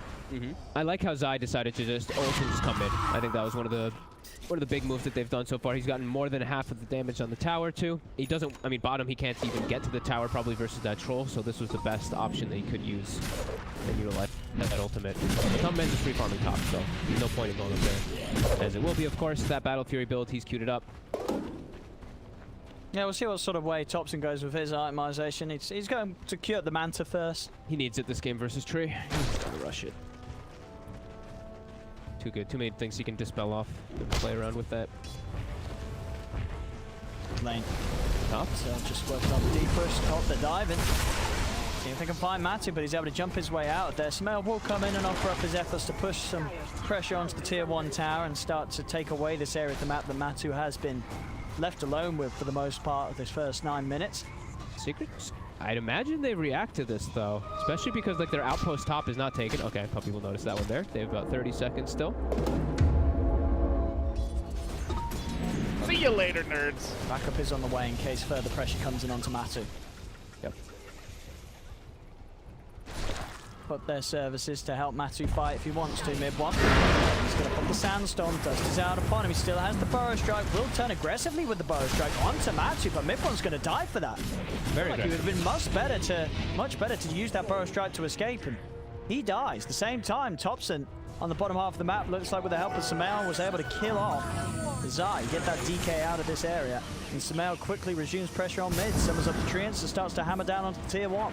And Nisha during all that, Nisha was actually just farming inside of the enemy triangle just to wait for the bounty rune. As Saksa, he rolls forward to grab the creep wave. Can Lucent Beam go off? Oh, he cannot. Quite in time. Mid lane Nisha. Well, he blinked in for this. He wanted no-tail. He got it. Does commit the ult there to kill off the no-tail support. Zai has ult, so they want to be able to push it directly down afterwards. That's actually pretty good usage there. Even though it's just that little support, they want to get a tower out of it, so that's the big objective. And Samael wants to hold. He knows the mid one's swinging across the mid. Nisha has to blink away. They're not going to get it. OG's going to be able to push them back off this. The Yapsor now also hits level 6 bottom. Immediately queuing up the Ags. So that's going to be the choice of the build for him there. Don't know what other items he really would go for. It's Yapsor, so he's got to go for something greedy. So you imagine it's going to be something of that style. Mid. Trying to hold on to this tower, but OG, they've got the 4 of them hit.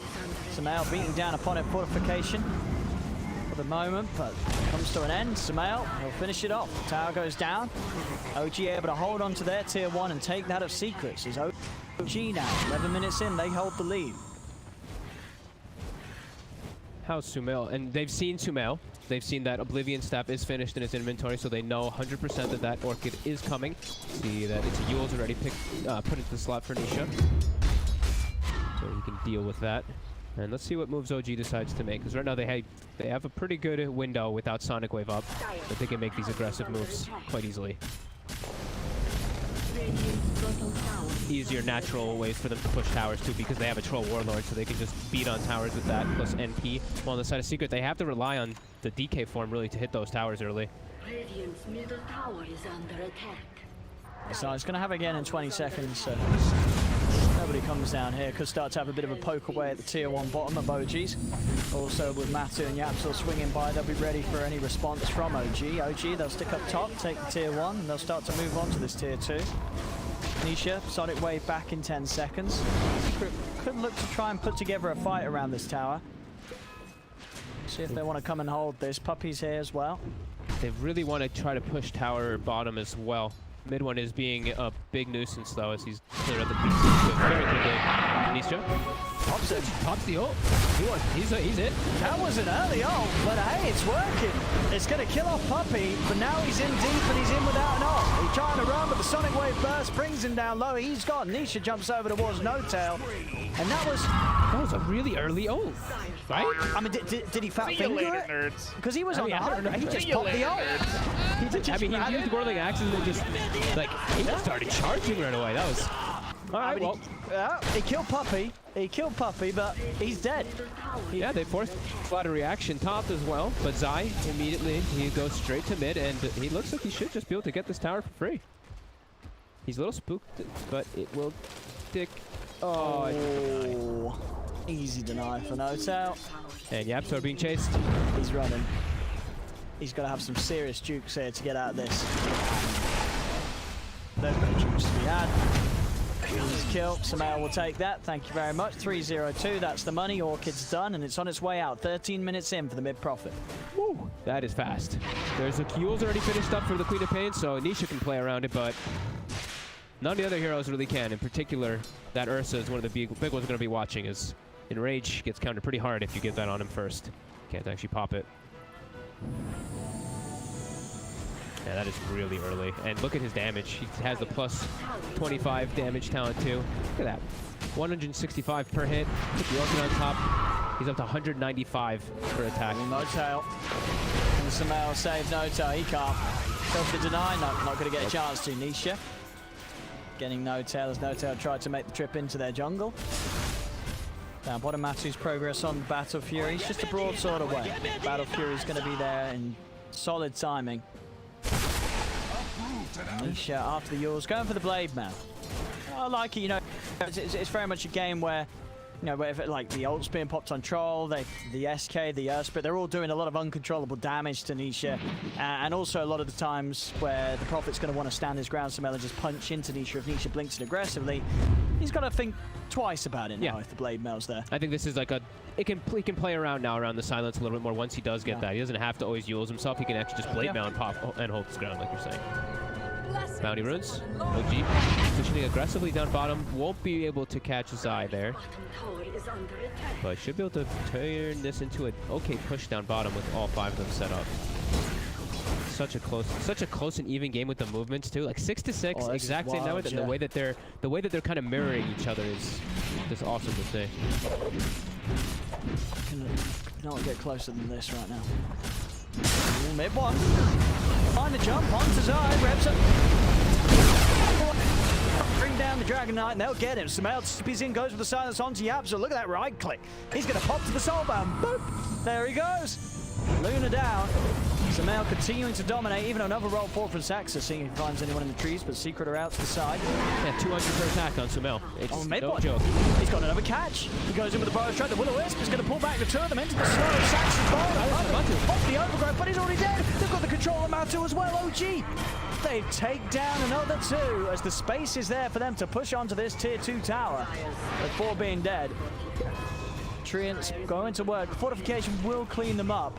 And then will actually back away with some of them respawning. But quick moves there from OG warrants them 4 kills back to back. And Samael's game, and of course, as well as that Thompson's, you know, this time round, it's OG with the 2 cores that are leading the way. Yeah, and phenomenal way that they persist forward in that one. The perfect Will-O-Wisp with the Orchid that comes out on the Ursa, so they can chase forward and go for that kill. Dire's bottom tower is under attack. Something for Secret coming out as a unit.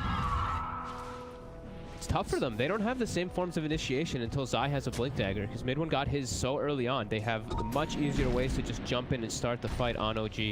And I mean, it's Matumba. He's gone for this Battle Fury build. So I think that's where OG, they're probably gonna look and be like, he needs to farm a bit before he's that scary actually, because this just allows him to just farm faster. But if they can just continue the pace and keep running at them, they might not allow him to get many more items. No, for sure. I mean, we saw just then how crippling like the silence follow can be. If they get one jump on him with mid one Burrow Strike into a silence, it's just going to be a repeat of what we saw then. Yeah, and there's more than one, just one silence. It's the Orchid as well as that Earth Spirit.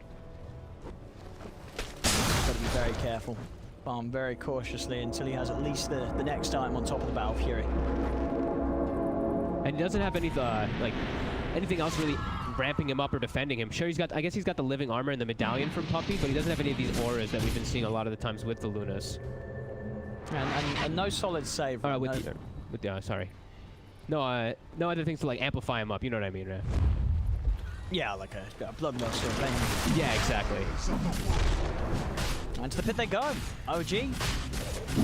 And you know, Secret, they just don't really have the lineup to run in and contest this.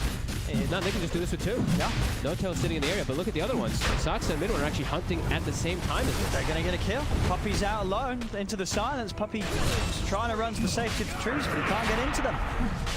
So getting a kill on the map, taking Roche at the same time. OG really starting to feel their flow here in game 2. As Thompson will grab the Aegis.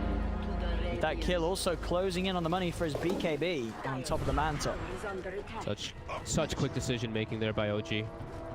How can Secret respond here? They're in the area. They're gonna look for Roto. And they're probably gonna find him. They do. Blow him up immediately. Can they do anything about Thompson? They'll try, but Thompson quick with the Manta starts to dodge the dagger. Will run out. Saxa actually rolls in aggressively, gets the silent in onto Zai, but Saxa, I'd say that was a wild initiation that ends up in his. Anyone was gonna follow him up on that one. No, he doesn't even have a tower or anything there. So, a little crazy there by him, but a great jump forward. Secret identifying that they can look for that. 你上，你行，你行，你上，你上。 And can they turn it into anything now? Looks like it's just going to be them backing up and farming. And Matu, he's being forced to go for the BKB this game. He can't go for the S and Y, just a status resist build. It's all magic damage that he's playing versus 80% of his damage that he's taken has been magic and those silences. Yeah, too many silences for sure. He just can't get the ult off in most of the situations. Top. The setup, Samel's coming in with the TP. Puppy. It's not going to get caught by the Sprout. Master of the trees will be able to play there to help. Turns, I gets the start, but the Will Wisp is out. Big Nature's Wrath comes crashing through. Kills off Puppy. The turn towards Zai. Thompson's on top of the Luna. Yapsor's gone.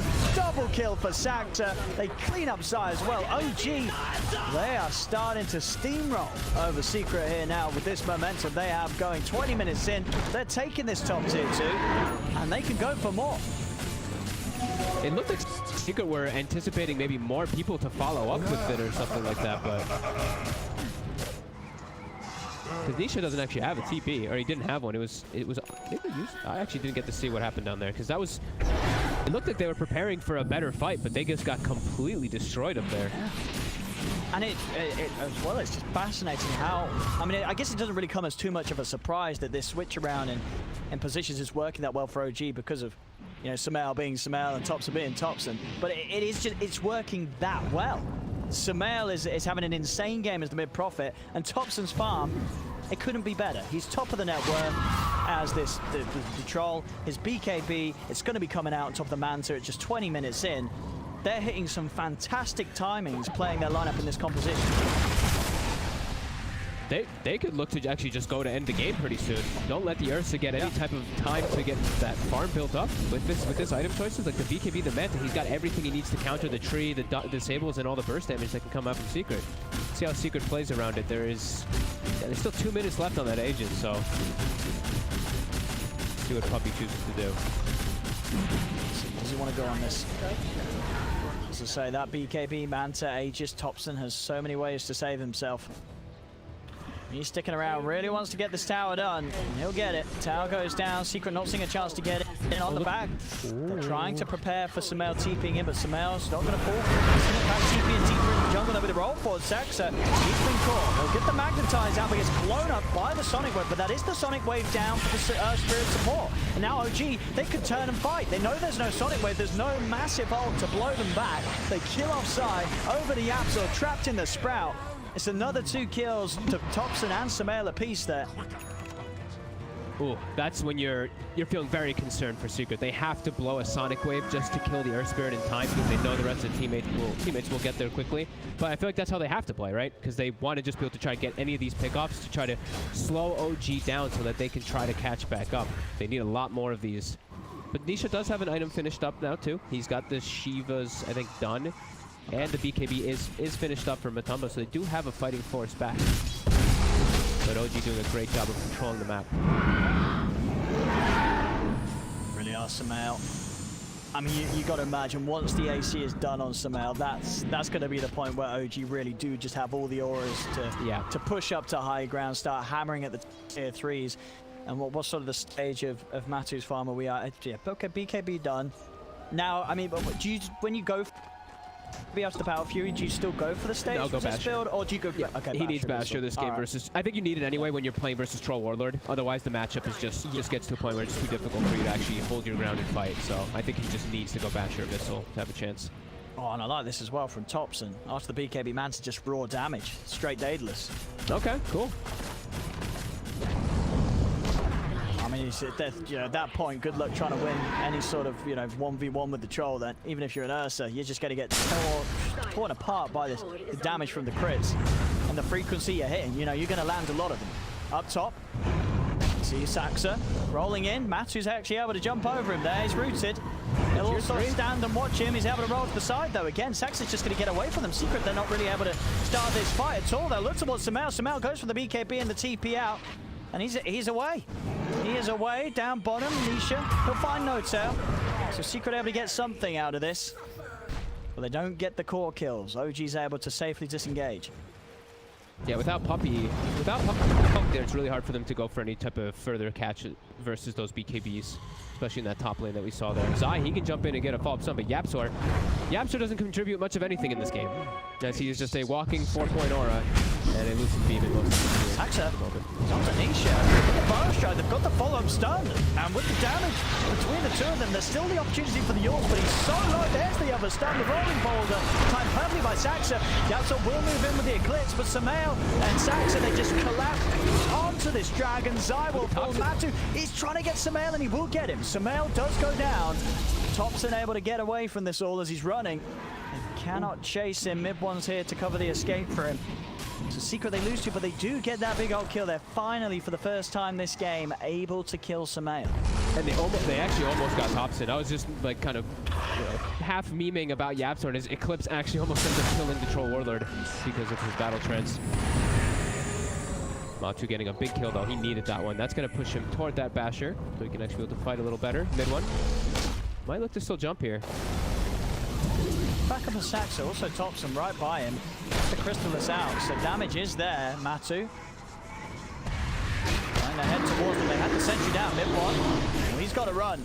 He's got to run. He'll have Burrow Strike again in a second, thanks to the buff of NoTail. NoTail able to push them back, but Yapzor still finds the Lucent Beam. Okay. Punching back a little bit, pushing him away. He's got BKB and Manta. Control line 20 seconds, but they've got great chain stun into the Sonic Wave. They push him down. He pops the Manta.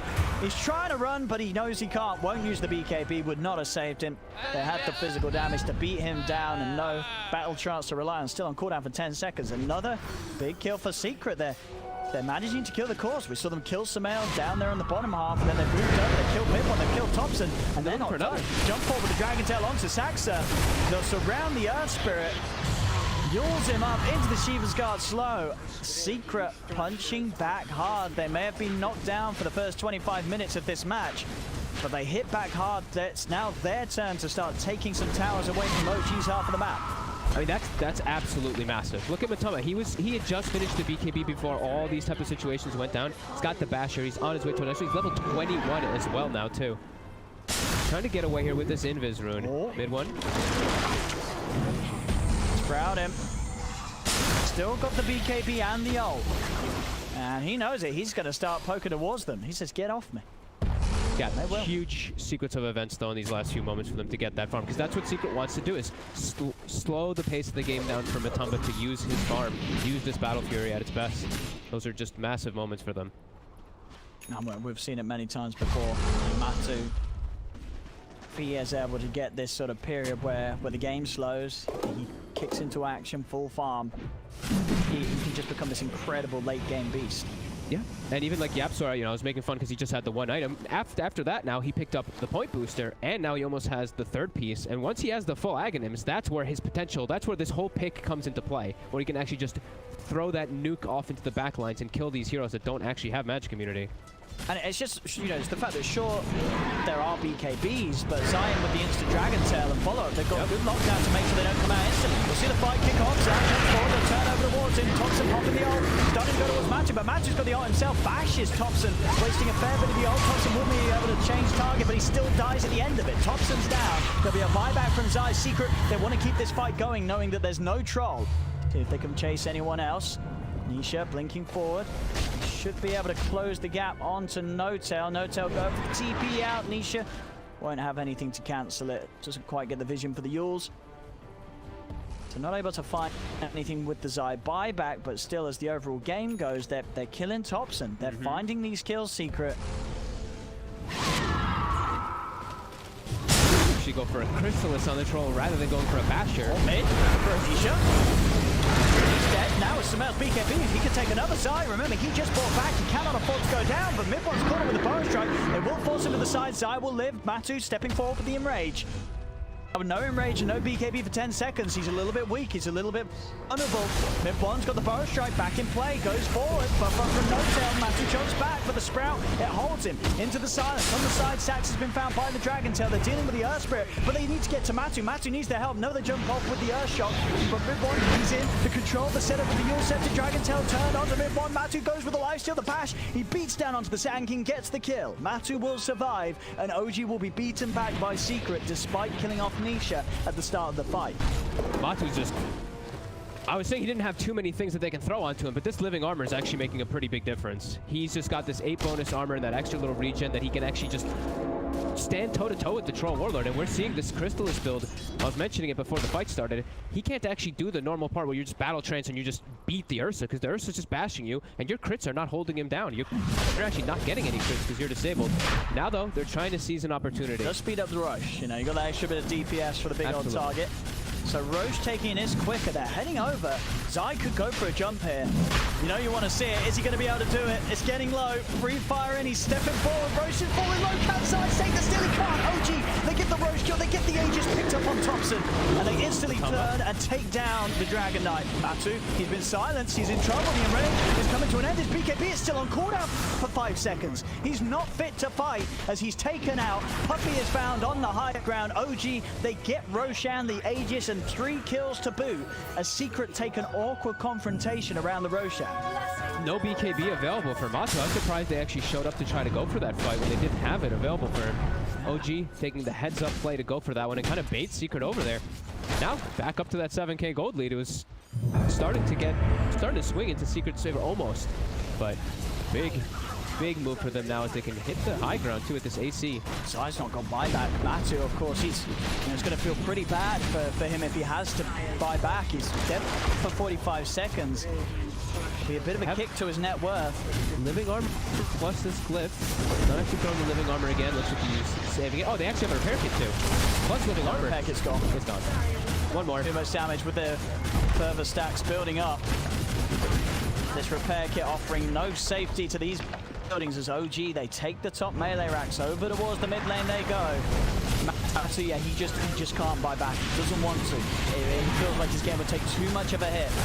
So he's just having to sit back and watch these buildings get taken down. Another tier 3 onto a second set of racks. Back off for now, respecting the respawn off the bear, but OG, they certainly got the damage done. Sonic Wave, okay. Does clip the Aegis. Can they do it a second time? They are moving into position, Puppey. But Mid-One, he's just going to turn, sees Puppey step outside of the base, and Puppey's forced back to the high ground. Will live. Roll forward. He's diving in and he gets it. Oh my goodness, it worked out. He went straight up to the high ground. He is straight back out as well. Saxon's not even going to die. Matu puts the BKB in the range. He just managed to get the bash on patrol, but Thompson himself. But indeed, still has the Manta to rely on, but with no BKB, no ult, no Aegis, he'll fall. Mid-One jumps in, but there isn't a backup with Thompson already dead. Mid-One's just committed to his own death by the looks of it. He'll yours up into the sky, but the 3 of them surround him. Zai hits him with the Dragon Tail on the way back down. And Secret, they will manage to kill off a couple of the big boys on OG off the back of that defense and can now start to push back out themselves. This game continues to go on, not quite yet over, despite OG getting that rack. This very well could still have a turnaround in favor of Secret as they jump in. No Tail's gone. 3 dead. This is a good window to put their pressure on. They're looking for more too. Zai can't actually get the stun. That was all because Sox actually committed forward for that. They jumped forward to try to help him out. He dies, and then the troll gets kited around because of the way they played around it, and Nisha respawns during all of it. And now back the other way for a moment here. I feel like, Saxon is just sort of taking a page out of Thompson's spirit last game, you know. He's like, we like to go in on Earth Spirit. I mean, you can definitely feel the correlation between the way these boys like to play on Earth Spirit. Yeah. They just love to go in.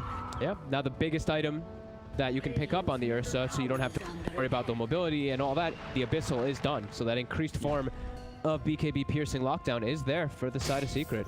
Yeah, it's the gold is just swinging back and forth with that experience as well. The Rax is taken top, which is a great thing for OG to have, especially when they have a Nature's Prophet. But the fights, you can see they're kind of back and forth here. Yeah, and it's, you know, Secret's cause as well. They don't, you know, they don't struggle too much with the stronger creeps. They can push waves very easily. It's Battle Fury Ursa build, and the AoE, the Glaze from Yap, so lots of ways to deal with that lost Rax. So, you know, so not the end of the world at all for Secret. Yeah, they're smoked up here. They're looking for an opportunity to catch somebody. Can't quite catch the Earth Spirit too far forward. If they catch Earth Spirit, that's huge. Saksa used his buyback before, so he would be dead for upwards of 90 seconds if he did go down. Oh, he's in, he's found him. Mid-1 was trying to hide in the safety of the pit. He still manages to get out with a bonus strike. Yours up, he's going to lift. The Will-O-Wisp is down, and Thompson, he steps in onto Yamsor. Starts to beat down the Luna. The Luna goes down. Saxa rolls in. He has the control on the Puppy. It's 2 quick kills for the side of OG. Over to Zai they go. Now Zai, he's the one trapped in the pit. Sumail stands his ground with the BKB. Beats him down. The Sonic Wave will push them back, but Zai cannot survive. Saxa staying on top of Nisha. Nisha able to blink once more to escape. Over into the jungle. Matsu, what's he got left to pop? He's still got the BKB in the ult. And he has the back of the Yapsu. Yapsu also has his ult ready to go, and out it goes. There's the Eclipse speeding down onto Saxa and Thompson. They get Thompson. He's dead.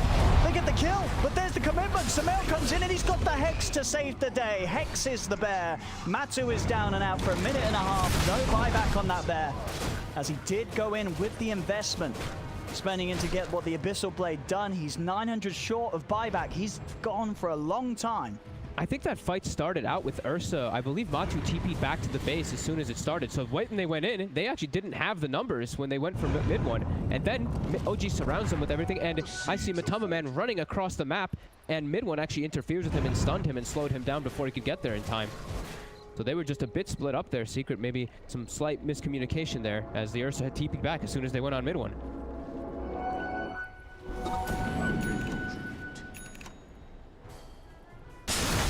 But Thompson does die. I mean, that Ags, yeah, he did run to his death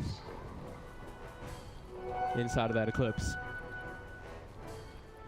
The Aghanims Luna, it's always gonna, you saw there Yapsi just playing it very smart, waiting till all the BKB charges have gone before throwing it out and getting himself the kill. Yeah, hits level 20 now too, so he gets the plus 100 Lucent Beam damage, so it's that much stronger.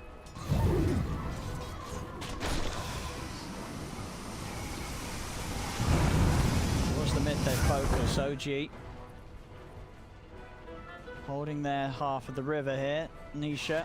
They've just got to try and get in that solo XP. He's very close to having the all-important 25 with the Queen of Pain, where he's going to be able to have that big mechanic. And he'll have his own Hex in a very short amount of time too. A little bit of extra control for himself. Now we see Sumail, he hits the level 25, so he's got that global 0 teleport cooldown. Gonna be able to apply pressure all over the place here, and we will probably see the lanes always on the side of Secret for the next few moments, unless they can get some type of big fight to push it. Smoke up from OG. Hotel and Saxa. The killing crew out on the prowl. Sumail ready to join forces as he's toying with the idea of TPing top. They want to look for Zai maybe. Zai is not going to stick around any longer than he needs to up top after cleaning out the wave. Got a lot of backup right by his side. Very hard for them to invade the high ground quite yet. Sumail is also happy holding on as he's just about 800 short of having an MKB done on top of his AC, Hex, I mean everything. This Prophet is insanely farmed, having a brilliant game. Yeah, I wonder how much he decides if he wants to save for buyback in the next few moments, because he's kind of far away from that one, 1200. Yeah, that's true. Because he can buy back and TP back in most of the time, so. I mean, he's buying the other bits, but I mean, you're right. If Sumail does commit, then that is a risk. That is a risk. Nisha's the only person in the game at the moment with buyback. Now no till as well. Everybody else kind of decent chunk of gold away from it. Matu so close to level 25 as well. They're trying to make sure that he gets that. They need these 25s to make all the difference. Yeah, the Ursa one isn't so massive, but everything makes a little bit of difference. Plus, I think the +3 this game can have its argument as we jump in. Gonna try and poke, but Zayzim, the Dragon Tail, the Will-O-Wisp grabs the Fuel, the Sonic Wave does push back the 3, Sumail pokes the BKB. Saxon rolls in again onto Matu, Matu's been forced to both in range and BKB. Thompson comes in, he gets the bash, the control, Matu's dead! Dead for 95, no buyback, and this time OG, they've still got the full squad alive to push on with Saxa on the high ground, getting beat by Nisha. Zai jumps in with the Dragon Tail, Saxa will fall. They get something in response. 1 for 1.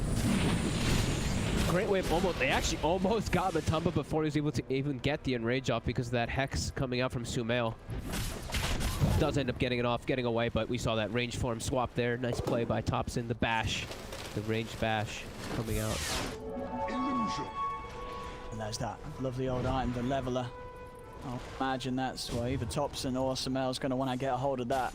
I think probably Sumail in this one, just because Topson already has the Orb of Destruction. Yeah. I think you're right. He already has enough attack speed, right? He can already stick on a target. I feel like that one's just much more beneficial for him. Yeah, he has it. Oh, that's it's probably one of. I mean, that's probably the best item on a Prophet, right? Is there anything else you want a tier 4 on a Prophet? I don't think so. Insane amount of attack speed. It's so much attack speed. Yeah, especially with the build that he has too with MKB. Yeah. It's like awkward. He actually hits insanely hard, 385 damage per hit with this attack. Roshan, it's going to be up in a minute and a half, so a little bit longer on the respawn of that one. You can see obviously Sumail constantly with the glow, the TP no cooldown, just checking it out. So the Treant in there. OG very likely to just wait for that before they try and push up to the high ground once again. They know they're strong, they know they're ahead, so they're not too worried about waiting that extra minute or so before they look to try and get closer to ending the game.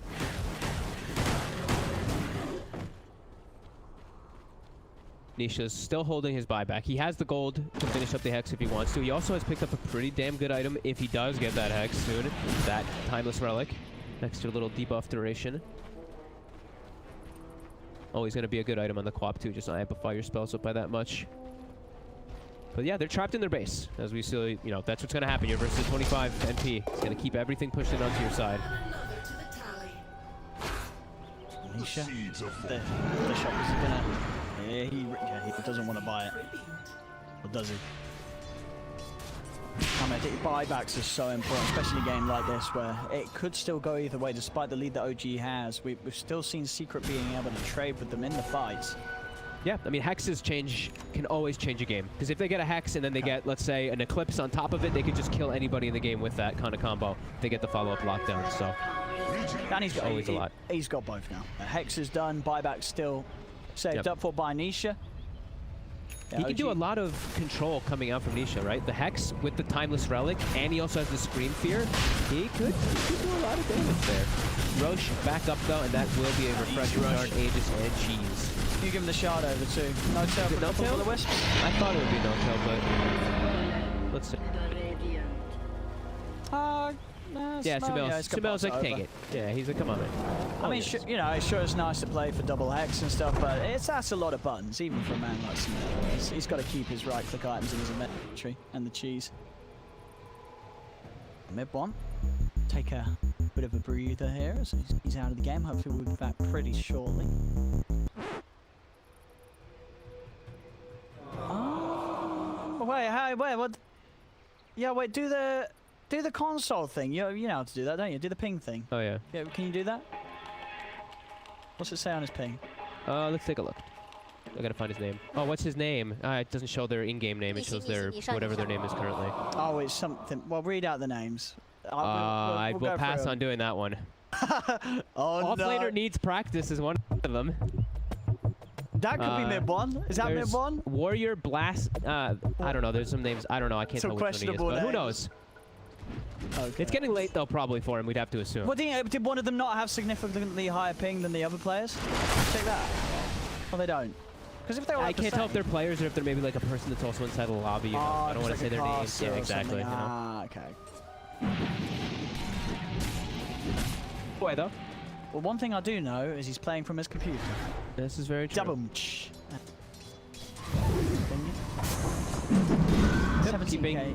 Yep, keeping them trapped inside the base still.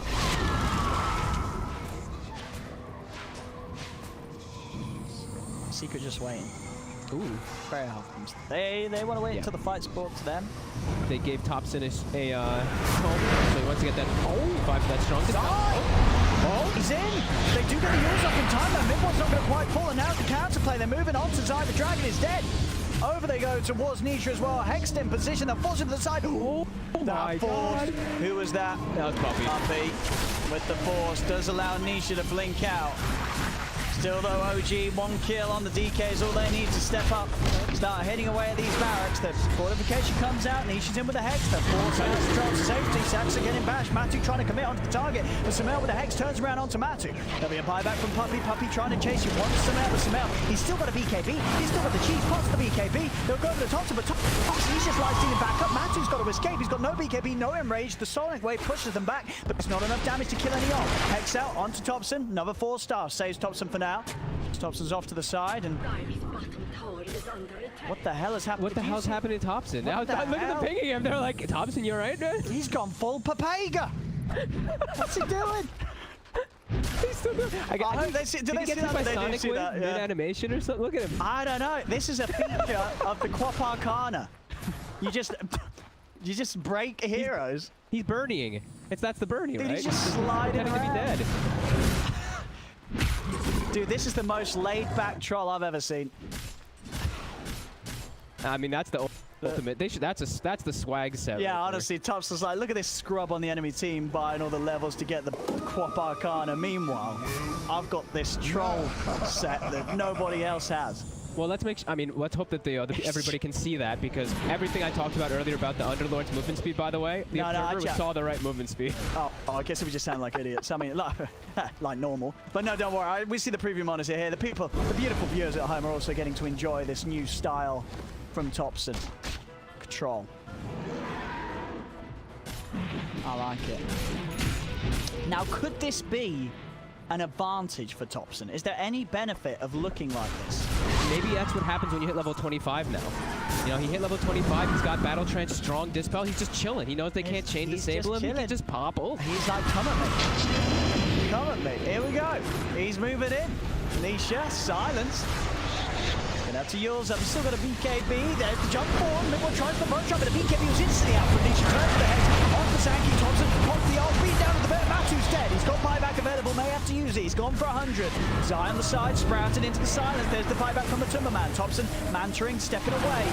But respect the buyback from the big old bear. Nisha getting the daggers out onto the whole team at them.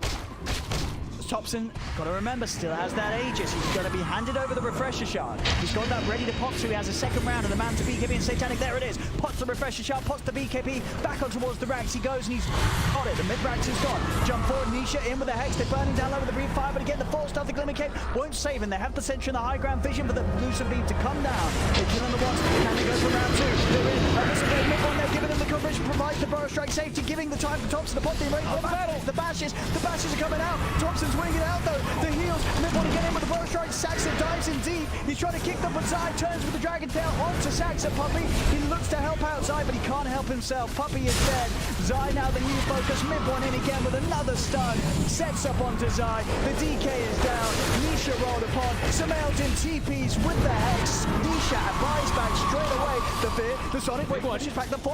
They do have the Hex on the Samael. Thompson trying to man up against Nisha. Another dagger around for Nisha silent. He's still got a BKB back online. Nisha pops the BKB into the fear. It sends back all 3 of them. Jumps over. Saxa's dead. There's 2 gone on the side of OG. Can they get what they can? Matu is dead and gone. That's a die back on the Ursa. Nisha also out of the game for 2 minutes as GG has called. This game is over and we're going to a game 3 as OG take game 2. Awesome to watch the fights go between these two. Secret kind of getting trapped in their base there toward the end, but what a just constant battle this entire game was, really. Just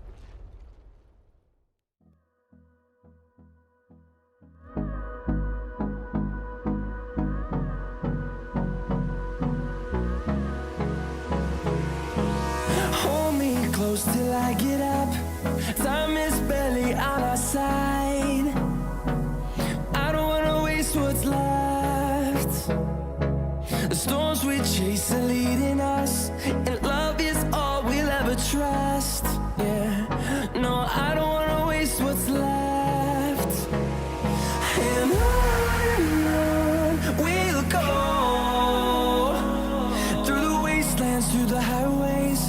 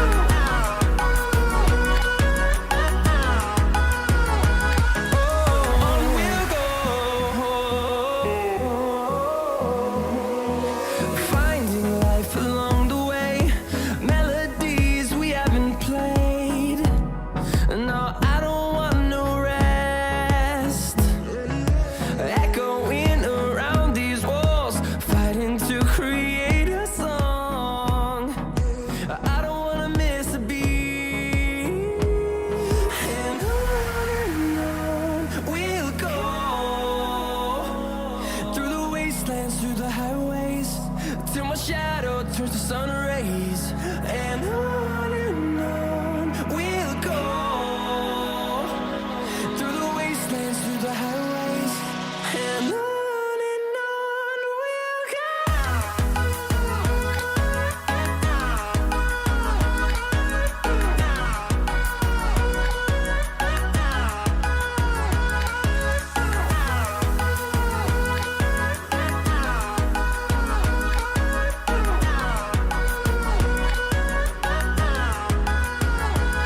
And we'll grow in number, fueled by them to see the horizon, turn us to thousands.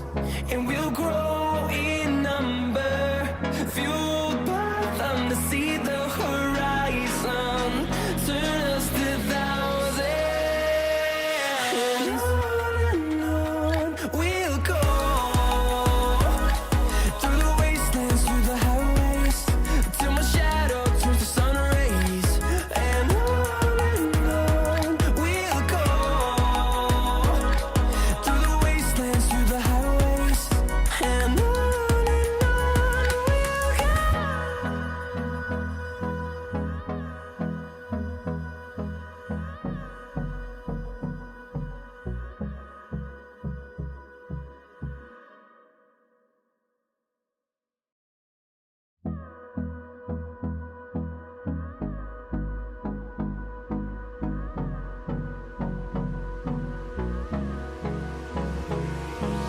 Hold me close till I get up.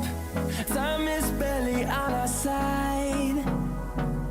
I don't wanna waste what's left. The storms we chase are leading us, and love is all we'll ever trust. Yeah, no, I don't wanna waste what's left. And on we'll go through the wastelands, through the highways, till my shadow turns to sun rays. And on we'll go through the wastelands, through the highways, and on we'll go.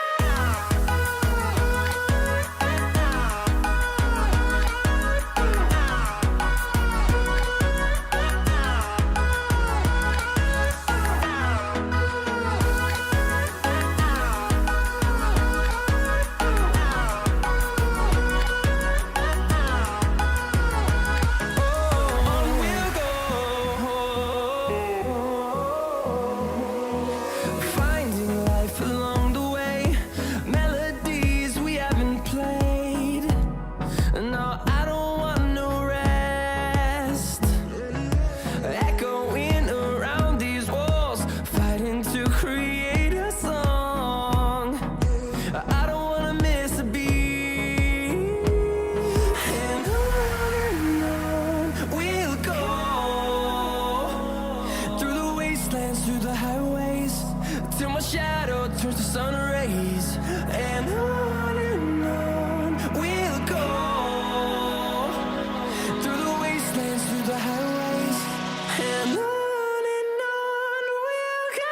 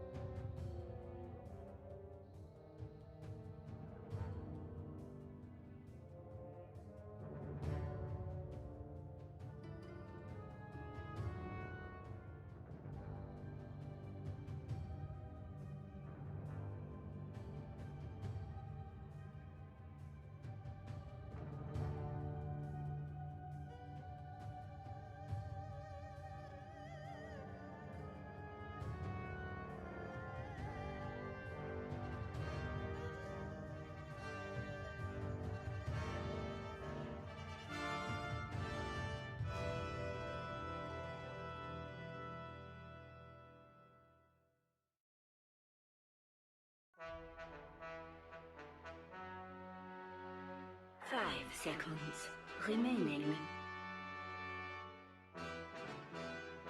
Dire team ban.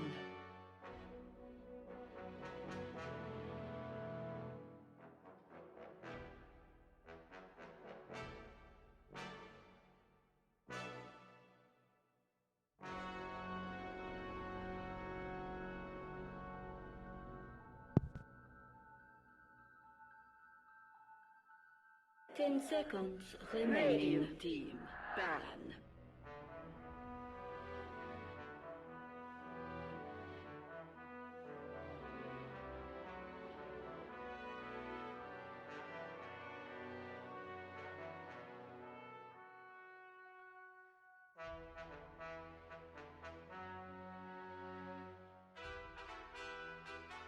Dire team ban.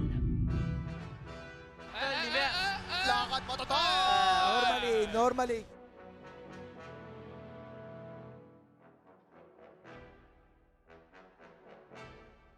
Radiant team ban.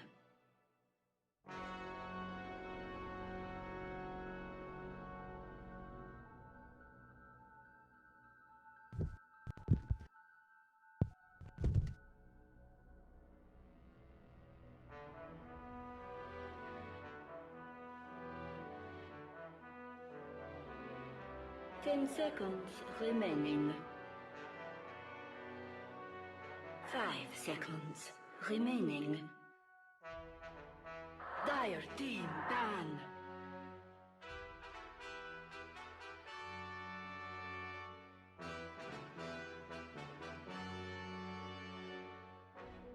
Radiant team ban.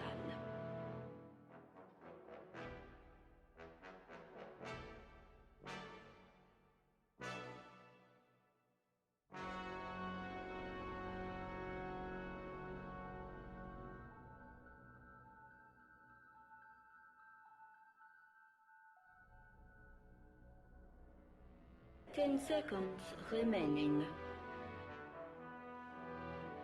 5 seconds remaining. Dire team ban.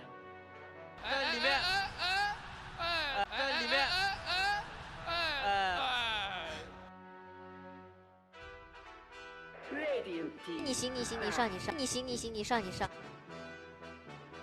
Dire team pick.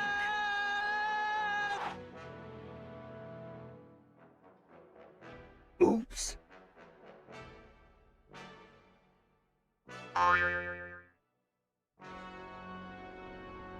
Oops.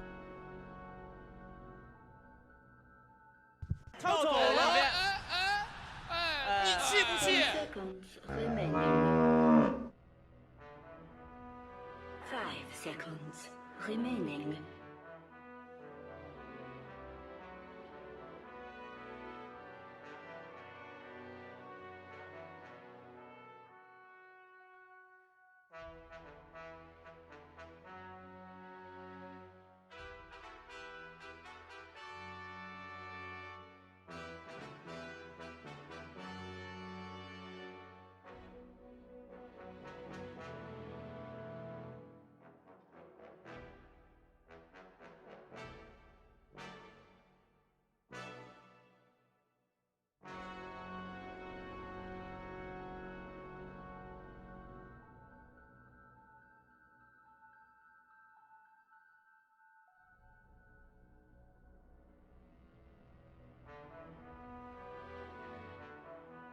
Radiant team.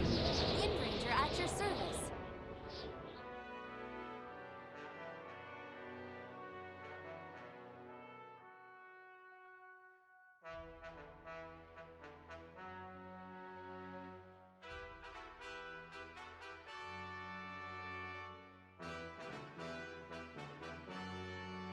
Ten seconds remaining.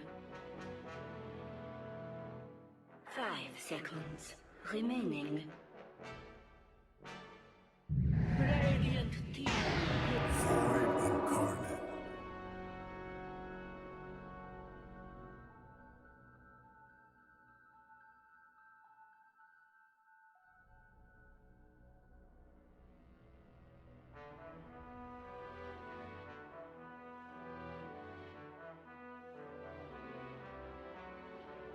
10 seconds remaining. 5 seconds remaining.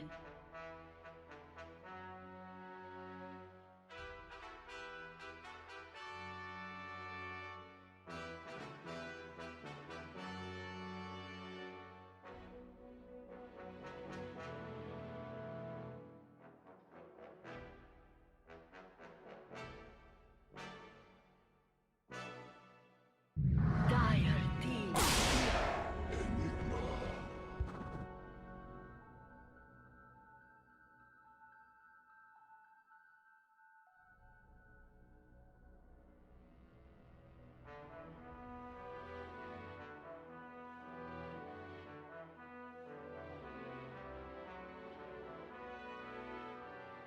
10 seconds remaining.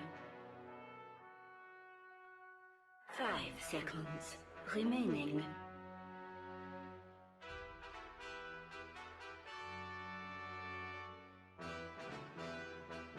Dire team down. In the spirit.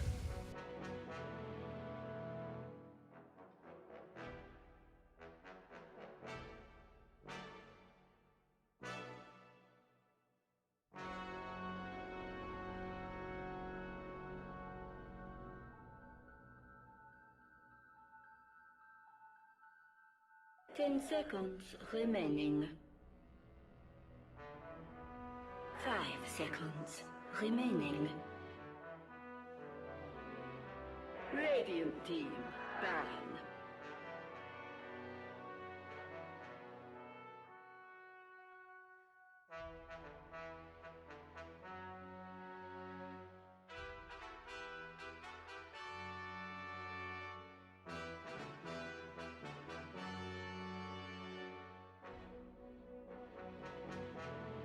Ten seconds remaining.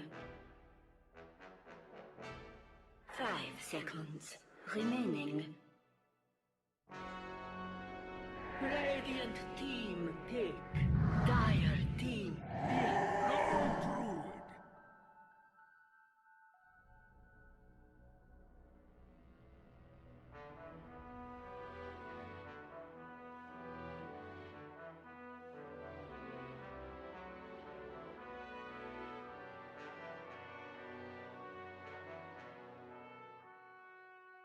10 seconds remaining.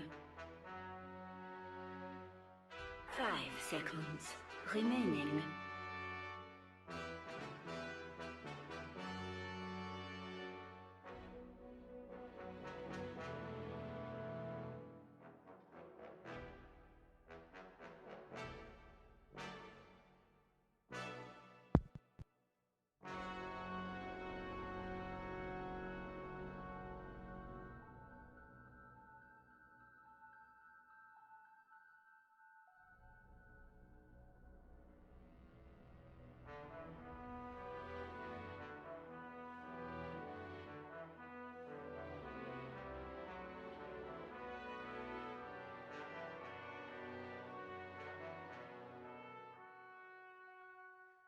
Radiant team pick. Keeper of the light.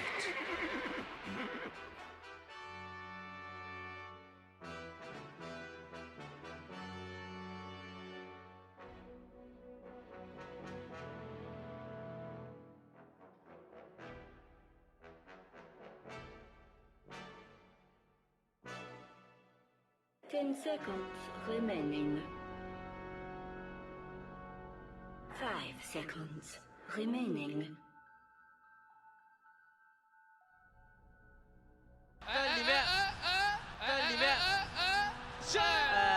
你行你行你上你行你行你上你上。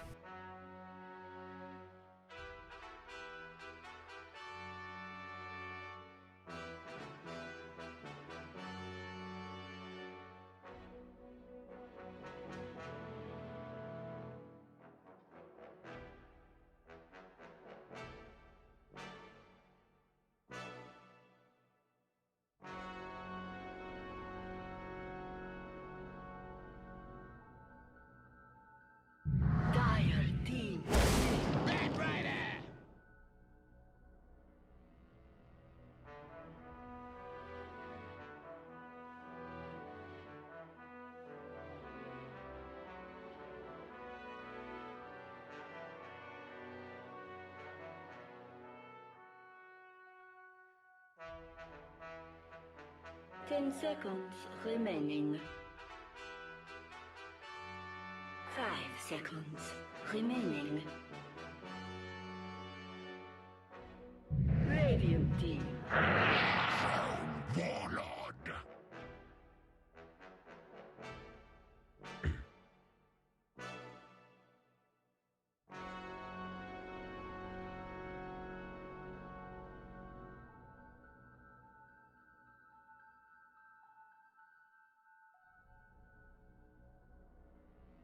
10 seconds remaining. 5 seconds remaining. Dire team ban.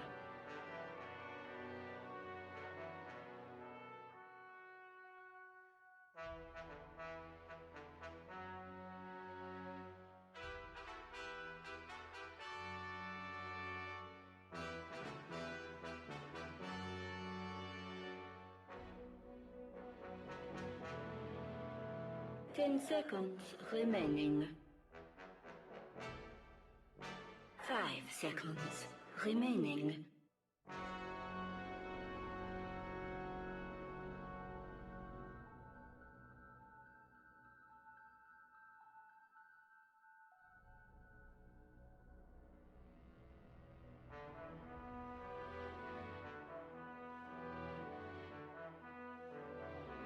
Dire team pick.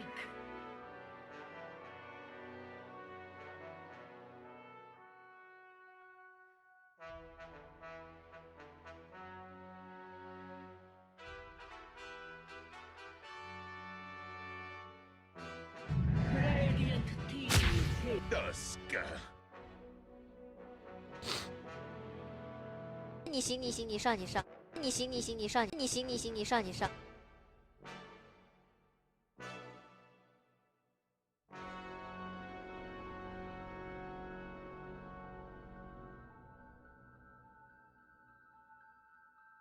10 seconds remaining. 5 seconds remaining.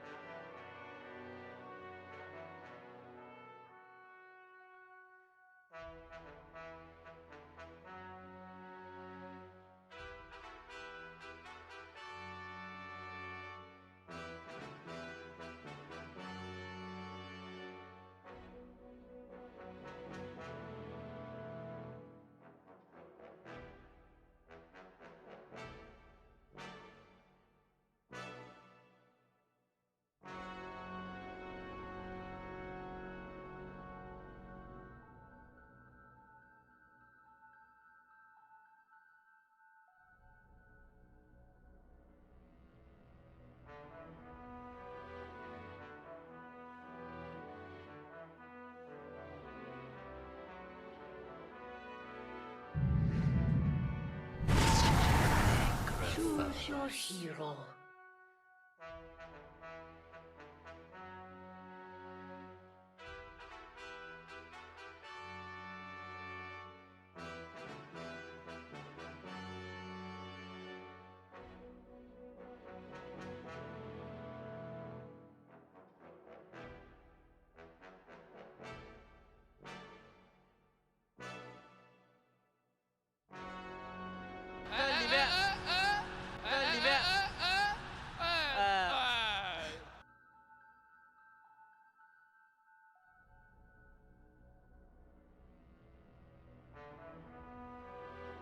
你行你行你上你上。 Remaining. 5 seconds remaining.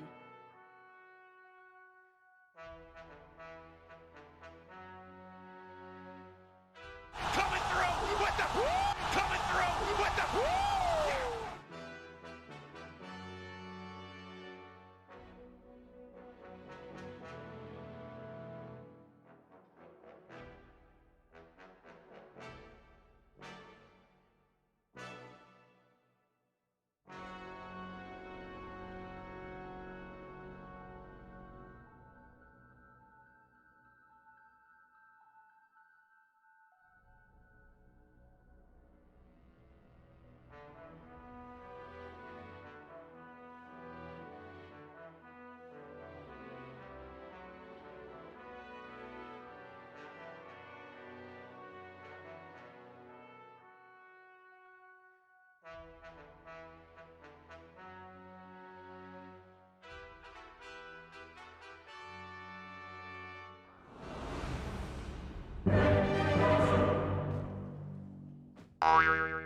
你行你行，你上你上。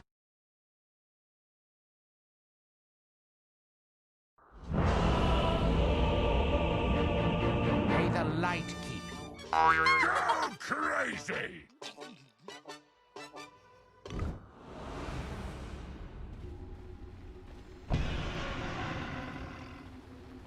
Thank you very much, Sheev. I mean, yeah, Fog, look at these lineups. I mean, there's so much to get excited about. I mean, what would you like to point out first as something you're looking forward to see? Ooh. Oh, okay. I was looking for them unmute. Ooh. I mean, yesterday I had fun. I really had fun the other day watching the Tusk plus Wind Ranger dual lane. Okay. I thought that one was really exciting for me, at least in the laning phase. Any crazy type of... No, there's nothing like too crazy. I guess I'm just shocked that OG was able to get like a Coddle Ember as well, and they're like the 3-4 picks or whatever it is, right? The Coddle wasn't banned after they ran an Ember. That's kind of surprising to me too. They kind of end up with some bread and butter. But a Secret going for some kind of different style. I think that's kind of the most interesting for me. It's really different, right? I don't think we've seen a draft like this in quite a long time. 30 seconds to battle. I mean, and why is that? What is it about Secret's draft that there's something that other teams wouldn't think of doing? I mean, it's just out of the box, right? Like they opened up with an Enigma. It's just, I don't think that we've seen many teams really doing that too often, and just going for this type of like, and then just they kind of didn't. They kind of just wanted. They picked their own heroes, but then they also addressed and banned OG. It just looks weird, you know. The heroes just look strange, I guess, is the best way that I can say it. Oh, let's see what sort of matchups we find. Both teams finding Nisha's going to be heading towards the mid and up against Tops and Ember, so no surprise with those taken to the mid lane. And should be a really good lane for Nisha. Yeah, well, did you just constantly taking damage from this Necrophos, right, when you're trying to come forward as an Ember? Yeah, you're gonna be getting hit. You're never gonna be able to play around Flame Guard. He might not even. Yeah, maybe he'll get like points of it later on, like the double points of it, so that he can stand his ground for a couple creep waves, but or for like that one extra creep wave. But we did see already, Puppey, he denied the range creep there too to give even more of an advantage to Nisha. And I've seen this matchup so many times. Necro just takes over the lane completely. Looking at these side lanes, I mean, Zai, he's on this offlane bat, and he's in a situation where he is up against a troll, so I feel like this is going to be a lane where Sumail's not going to have the happiest of times. It's an amazing bat lane. Bat in particular versus troll always is just so good. Yeah. You see troll, look at that turn rate. It's atrocious. It is the worst, one of the worst in the game. And you suffer a lot versus magic damage. That's your biggest cripple. You've got decent armor, but magic damage really screws you on this hero, and that's all the Bat Rider. I guess on the plus, at least you've got the nukes to sort of throw out from afar, and No-Tail's obviously going to have the mana to give you the ability to constantly use the Whirling Axes to get you like that range creep secure. Yeah, and they'll always be able to like push the lane forward. I think that's the one thing where Coddle and Troll kind of changes the matchups. Coddle provides so much for that Troll. And bottom. That's the combo. You said it. You love to see it. The whole sort of Tusk Wind Ranger with the tag team. You just click them out the lane. Yep. Too much damage coming up. And then with that Shackle level 1, boots on mid 1, and a Blightstone on Soxa. We've seen them have so much success with that blue lane already. And is this going to be something that we do see repeat? We heard the panel obviously voice their concerns of what a 5 Enigma can do to keep the safe lane safe. Is there much that Puppey can do to stop Matu getting gone upon like that? No, not really. Not at all. He can't help him by any means with that. It's going to be up to Matu to get like a Savage Roar to push them away. And Puppey might actually just be able to get chased out here pretty easily by the two of them here. He's trying to body blocks mid one. Yeah, but he's still able to get round. Closes in with the tag team. It's going to be another kill for this duo. After a very hot start, OG down on the bottom lane. Sharon at the tips here. Between the sides. I'm mostly just staring at the mid lane because Topson's done pretty well for himself. He did go for that 2-point Flame Guard right when he hit level 3 and was able to secure himself some last hits. What are we seeing top? I mean, Sumail, he's farming fine. Yep. 15-1. Looks like, you know, Zai's just not quite able to get in on top of him and really threaten him that much. Maybe things are going to change once there's a couple of levels or 2 on Yapsor. Now I'm going to see them try and run down No-Tail. He does have the Remnant. If he's able to get the pull here, can get quite a bit of damage done, but he did have a full stick, so yeah, with that, No-Tail is able to step back under the tower, back to safety. Puppy bottom again. Lane. The Roar this time does pop them back a bit, but the Bear still takes quite a punch. Yeah, Bear also gets annihilated by tag team just the same as the heroes do. The right click's coming out. Look at Zai. He's actually he's gone for he's not gonna even actually pressure the troll because he can't because of the coddle, how much of it he amplifies the troll's potential in lane. He's just gonna cut. Alright, he's gonna have his mana taken away though. Tries to hold his ground and clean up these creeps with the Firefly. Down bottom, Sax are also able to get back behind the tower and take out Matu's courier. So Matu not able to get the boots out to him. They'll move in again, another pushback. Using this Savage Roar, all important to have that point to keep himself safe in this lane. Yeah, mid lane. That's pretty much the biggest thing. Yeah, mid. Coming with the TPs, as both Nisha and Yaps are playing aggressive into the face of Tops, and Tops are falling very, very low. He's got the full bowl. Still, Yapsor is going to get another remnant now with this DD. He's trying to go for No-Tail. Has to be careful though. Just level 2 and tanking the tower is not an option. Just the move in general was so important from Yapsor though. Just getting that DD rune, denying it from Thompson from filling up the bottle. That's probably why also Zai was like, you know what? I'm going to just play cutting the waves instead of having you up here. It's going to give me more freedom around the map.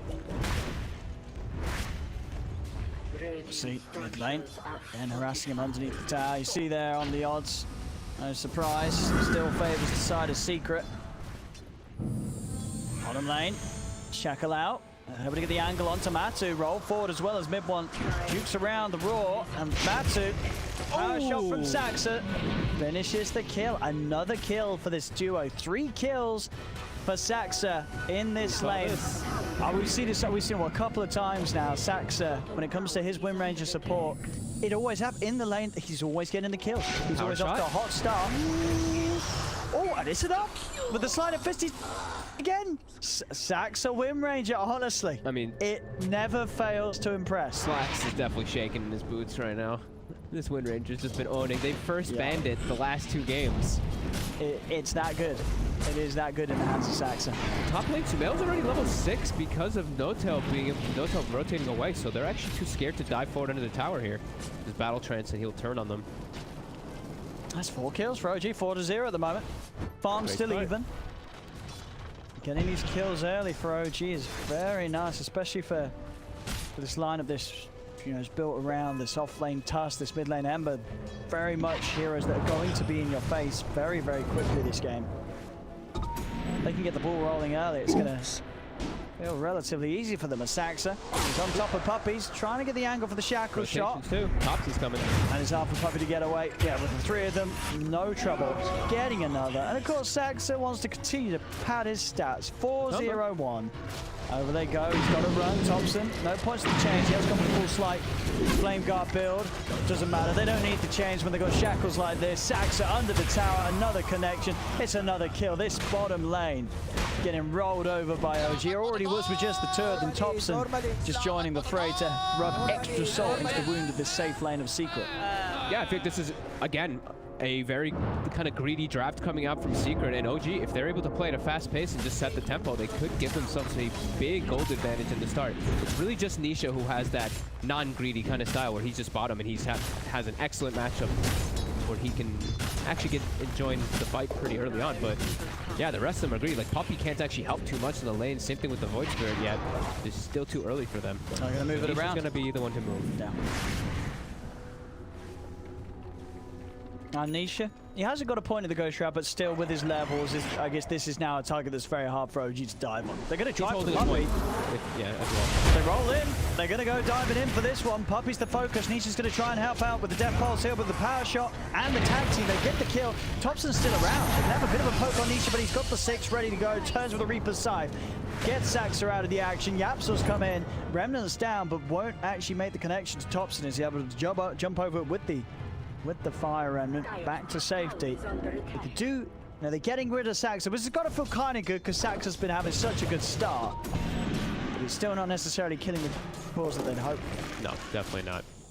No-Tail, in the meantime, gets a nice double stack. Or actually, I think only a single stack that time. Yeah, there. run. We'll clip him. Shards out as well. Mid one, perfect trap. He's got to make the long walk round. In fact, with the three of them, they're chasing. The fear from Matu's bear does send back the rest of them. And mid one, he's out of mana. Got to be careful. Everything on cooldown. Nisha should be able to finish off this Tusk. He's blocking him up. Yapsel still with the DD. They'll finish off mid one. So, Secret starting to get themselves some kills. Up to 2. This top lane. Farm resuming for both the cores, but greatly so for Sumail. 70 CS in the safe lane at 8.5 minutes in. Ring of Health builds up. He's going to be going for that Battle Fury build, and he's on track to get it at a really good time this game. And he's got stacks, like we're mentioning, from Noto, so he can go farm those and, yeah, keep his pace real good for himself to have that one. And that allows them to be not only aggressive, but also greedy in a way. They have 4 players that can play really aggressive, and then that one hard carry that just plays that farm game to utilize all the space that's going to be given. Because they know that, I mean, Secret likes to play greedy farm style.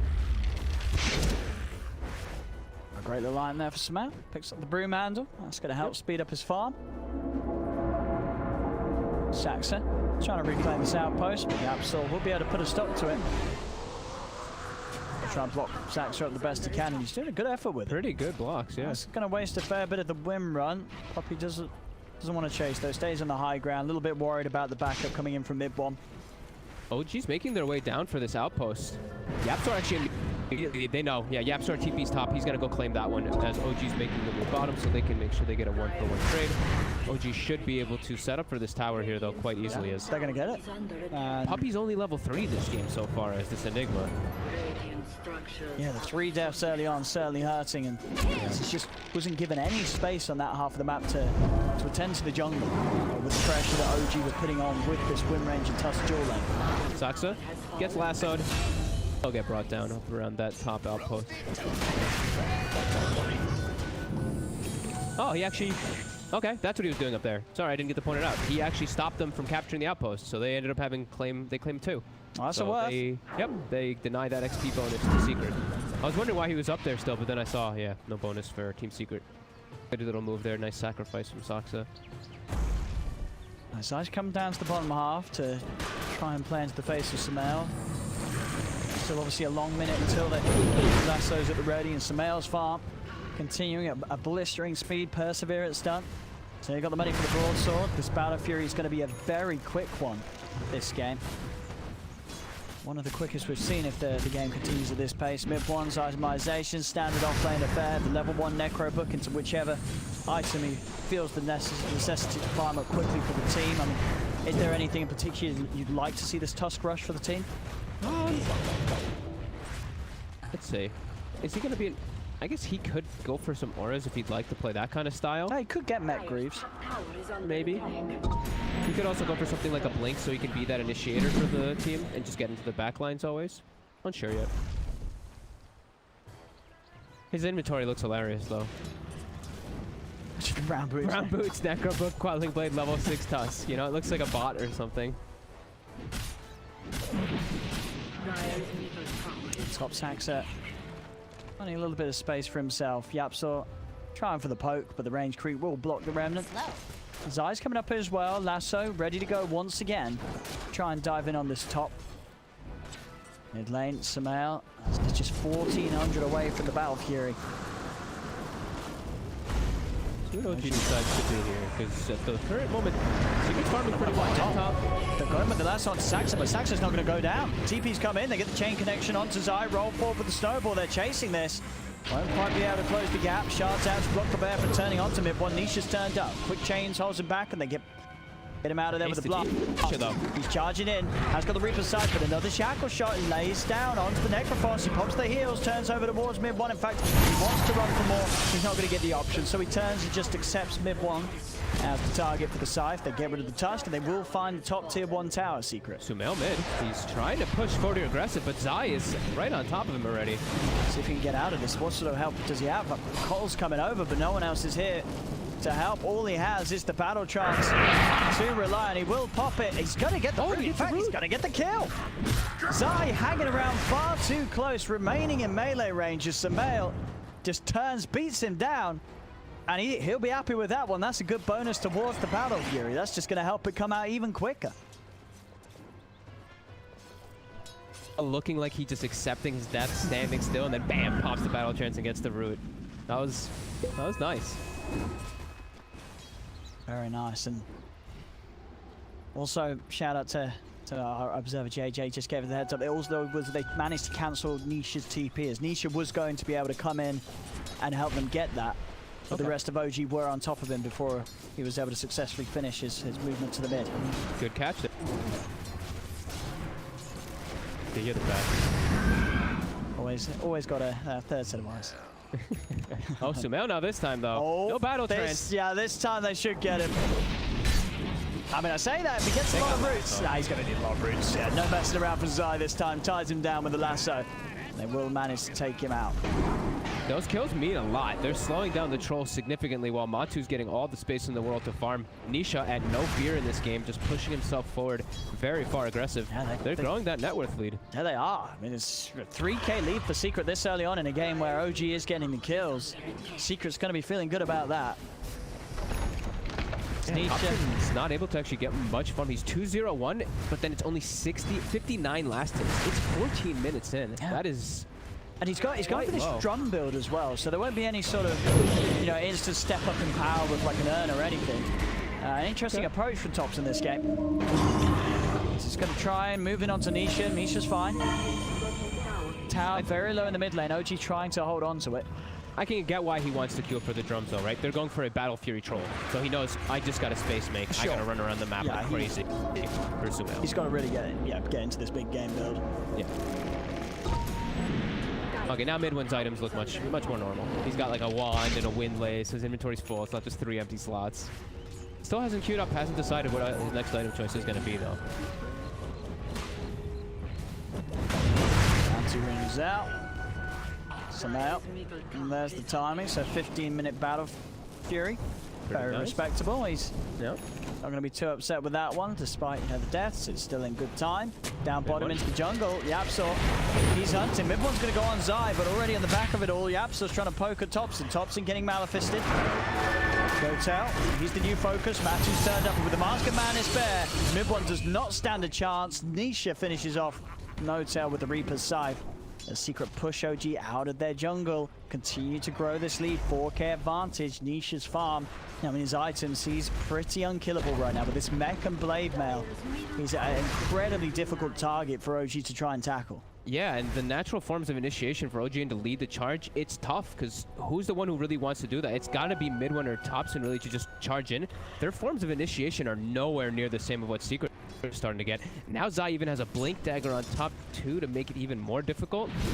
This is a difficult moment, these next few ones for OG here. 5K lead and Secret, they definitely want to keep pressing the issue forward here. Nisha with a very strong build in this game. The mech into that Blade Mail, he is not only pretty unkillable, but he can turn around a lot onto OG.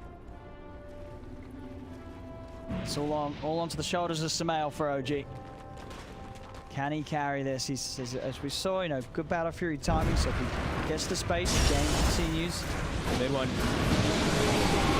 Got the catch on him. He's got the snowball. We'll try and turn on to Zai. Topson stepping forward as well, but they're all waiting on the high ground. Secret. Puppey punching down mid one with the help of Matu's Bear. No-Tail force again. This whole area of the map, this jungle, just continues to be a death trap for OG. They keep trying to push out and farm around this area, but Secret, they're just killing them out of this area every single time. Yeah, and they're getting just that much more space on the map too. Like Puppey's completely caught back up. He's got an urn on top of Medallion with a shovel. Like he's just chilling back and farming. And Zai is just super active. Look at this. Immediately ports top looking for something.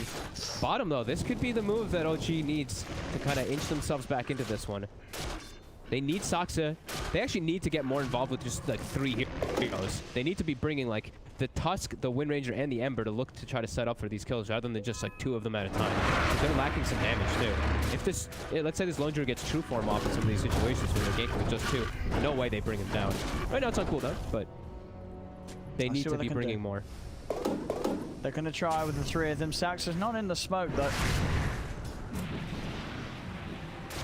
Kind of opening can they find? I mean, Nisha's showing mid, but as we say, this is not a hero they can go for. They've got to try and find something like Matu. There's Matu. He's got the bear in good position, ready for any sort of movement from the river. Oh, Black Hole just immediately. They're just going to come in it onto Samel. Make sure there's no chance for the battle transit. It does the job perfectly. Samel is gone, so is Saxa. I mean, that's Samel dead for 70. I mean, you absolutely, that was a perfect commitment from the ults of Secret. Taking the troll out of the game for this long, when he's just picked up his Battle Fury, is going to heavily knock his farm back. They can just go straight into that Roach Pit because they have this build from Puppey, that medallion. It's going to ramp it up that much quicker with the Tumman's right clicks. And I don't see a way for OG to contest this one. Their team fight, they don't have Will-O-Wisp. Their team fight is literally just Will-O-Wisp in this game. So this game it's looking pretty hard already for OG. Yeah. Secret just as a whole, everything is clicking together nicely. OG, all they have really is Samel with some, you know, with good farm. But the rest of them, Thompson and Mid One, they are really falling behind this match. Yeah, and they have the solutions for Troll too. They have Batrider and Necrophos, two of the best heroes versus Troll Warlord in the game. Zai. Again, Zai. Just finding catch after catch. Oh, won't actually drag him in range of the Remnant though. So this time round won't actually result in a kill. And Will-O-Wisp is down, does manage to pull back Zai a few times. Thompson trying to step forward, Matu already the bear, pushing them back. Rooted, trying to use the clumsy net to get out as Thompson is coming from above. Pops the slight, jumps over to the side, there's the root, first hit onto Saxa, followed up with the Astral Step. Saxa's getting burst slow, Malefice on him, he cannot run away from this as he's ticking down to the urn, can't hide in the trees. Yapsor snipes him with the Remnant. Thompson gets a two-man change, but they don't have any follow-up damage to kill him. Samel, he's trying to go for Matu on the back line, he's been rooted, they have trapped Matu in the shadow, the Ranger is getting low, he's trying his best to run. Samel attempting to commit with the battle trust, DC trying to keep him off, but they get the kill. Matu is down, can they get more? OG Thompson out of mana, he falls. Nisha, he's cleaning up big time. It's a double kill for the Necrophos. Samel to go down as well. Mubon goes forward. He's trying to find Puppey, will get it, but Nisha's just still sitting at full HP. Mibon cannot control Yapsor. They've got to back out the other two of them, OG. Mibon and Notel cannot fight Nisha. They have a Reaper. Yapsor wants to get mid one. Can he get the Yules? Can he get the Remnant? Unable to. Not quite going to have the reach. Nisha cleans up the Necro books. I mean, at the end of the day, it's just Nisha getting more and more gold and farm. The mech, the blade mail, the halberd, 1k gold on top of it. He is just a huge issue for the style of play that OG's trying to do, and they're trying to fight into Secret. They do, you know, they get some big kills there. They do manage to get Matu, but it's just not enough to swing this game around. It's still Secret growing the lead. Too long to kill him too. The mech and then just a little bit of extra heal from Necrophos. They take too much to kill Matu as No Tail found in the river. Easy kill. So many moves going the way, and Yapsor 3-0-10 on the Void Spirit support this match. Ace having an excellent game for sure. And mid one, not really looking too much like a core Tusk in this game now as he's below the net worth of the Wind Ranger. He has queued up the Blink as we kind of expected it to be. I didn't know what other item he could go for. The only thing they're lacking really, they just need a form of initiation.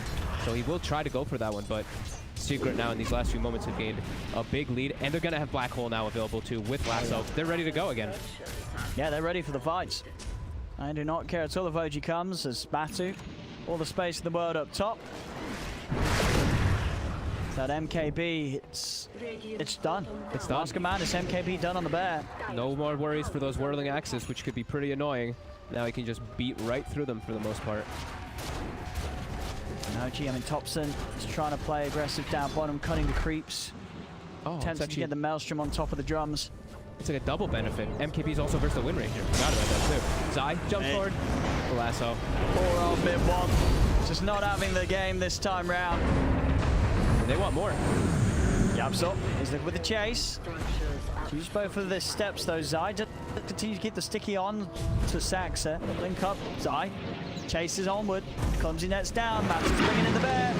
Veer will manage to disable Saxa long enough to get the kill. Wimrun, as we're seeing, not doing anything right now against the bear with his MKB. 10k lead. OG, they are losing. He has vision. He has vision. Won't be able to get in range for the Black Hole. Had a Remnant out. He's back out to the bottom lane. Thompson won't be caught out today. Nisha tried to Reaper Scythe him to set him up for the Black Hole there. Actually, he was just too slow. The animation also Thompson saw it, so quickly Remnant's away. Look at Nisha. He's going to have a oh my god. So soon. The farm on this so boss is insane. I mean, you said right, the middle lane matchup, he's going to have a good time. He just does so much with that great beginning he had in the 1v1. I wish I could actually just like get a stat of it where I've seen the Necro versus Ember, that matchup, and what the success of the game is overall. I feel like I always see the Necrophos, the game just ends up being in their favor Just when takes they over. get that lane matchup. He just takes over completely. And he doesn't really have that much like magic damage he has to worry about in this game. He can pop his ghost shout so freely. Oh, yeah. When he just gets like, hit by like Illuminate and a power shot or something, that's the burst damage that he'll have to be worried about. Pretty spectacular game from Necrophos. They're going to really struggle ever killing him. Oh, no, mid one. Oh, what's he doing over here again? Oh, no. He's dying. He's trying to compete for the bottom net worth this game. He's falling behind. Very, very far behind. It's been a rough game for him. After, what was it, first great 2 minutes of play, or about, you know, the first sort of 2-3 minutes in the lane, him and Saxa were having a lovely time. Yep. And then Secret happened. And now it's 19 to 11, 11k advantage. They really only have Sumail. I mean, Thompson, he's nearly got his Maelstrom done, but it just feels like he's just so far behind the counterparts on Secret. It just feels like they're going to be lacking a lot of things inside of the team fights. Like, not just damage, but the control and everything as well. And yeah, but that Radiance for Nisha getting close to being finished. He's level 18 as well. Max level Reaper side. Woo. This is a big old Necrophos. Look at the way that OG's being, like, it's so rare you see like teams like this, like a team like an OG which just loves the aggression. They're having to just play completely defensive. They got the grab. They're jumping onto Sumail. Follow up from Yap, so they're going to start playing with him. They're bringing everything in. A Secret no. Sumail's the one they want to kill. He's the one having the good time, but not for much longer. Dragged back by the Remnant into the Fear. No chance to play his way out as he'll fall. Sax is trying to run. Turns with the shackle on Puppy, but Zai and Yaps are hot on the chase. This is all. It's going to be 2 more kills for Secret. This game 3. It's getting bloody. It's getting bloody. It's been bloody. Thompson can't even one-shot the courier. It flies away. And they're going to go for some siege here, it looks like. Team Secret setting up at the ready. I believe, is that the Desolator coming out of the Zai. courier? Yeah, it's Deso for the bear. Oh, no, Have some Basher. mercy. Oh, the clumsy net. Oh no. Mid one. Gone again. And look at Matu. Matu's alone and just beating on tier 3. All right. He's just taking the base. Fortification is there. But OG's definitely got some problems this game.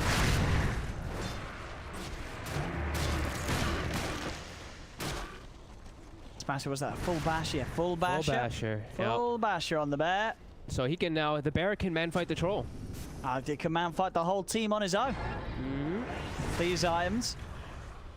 Oh boy, just complete and utter control of the map. 30 seconds until they have Black Hole available, which they haven't really had to use too much inside of the team fights anyway. OG, they've got BKB finished on Sumail. This might be like their only hurrah to try to take a fight for the Secret. Oh, Thompson, and that fight's going to start with a dead Ember Spirit, and also Reaper Scythe. 80 seconds he's out. I mean, they know at this stage he's not going to have the chance to ever hold on to buyback gold, so Reaper kills are always going to hurt. He's dead for over a minute, no buyback. Secret can start knocking at the high ground. They killed Nisha's courier at least, so Nisha can't deliver the Radiance. So something. That's something. Something in these dire times for OG here in Game 3. And Secret back. It really was back to business in this Game 3 for Team Secret. No messing around. They've got a job to get done, and they're certainly doing it. 27 minutes in, 15k lead. And very hard to really see a way of OG turning this one around. It's only Sumail, as I keep saying, that has farm, and a troll alone. He just has so many things to deal with. It's just too much for Sumail. Oh, not mid one again. Oh no. Let him live. Let him live. Let him get a kill back at least. Oh no, now Sasha. Oh. Well, I think, you know, we can all be very happy that we had Game 2. You know. Game 2 was sick. Game 2 was nice. Game 3, it's getting on the verge of bullying now from Secret. Oh no, they're surrounding him. The bear chasing DOTA. Sumail's like, I'm going the other way. You pay with your life. Let me out. Does get away. Sumail, he ports bottom with Thompson. Oh, I don't even know if they can. I don't think they can touch Nisha with the two of them anyway. This is the turnaround.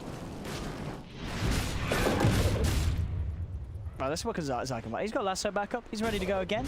He's pretty much been finding kills every single time the ult's up. So I don't expect that to change. He's probably going to find someone right now. Thompson. Are they going to black hold? And they Yep, they are. Why not? Oh no, mid one.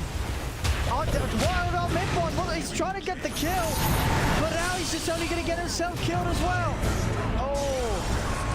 Oh, there's drag on to Sumail. He gets the ult and the BKB off. He will be able to turn with the battle drive, but the bash indeed from the bear causing issues for Sumail. Sumail is down and out.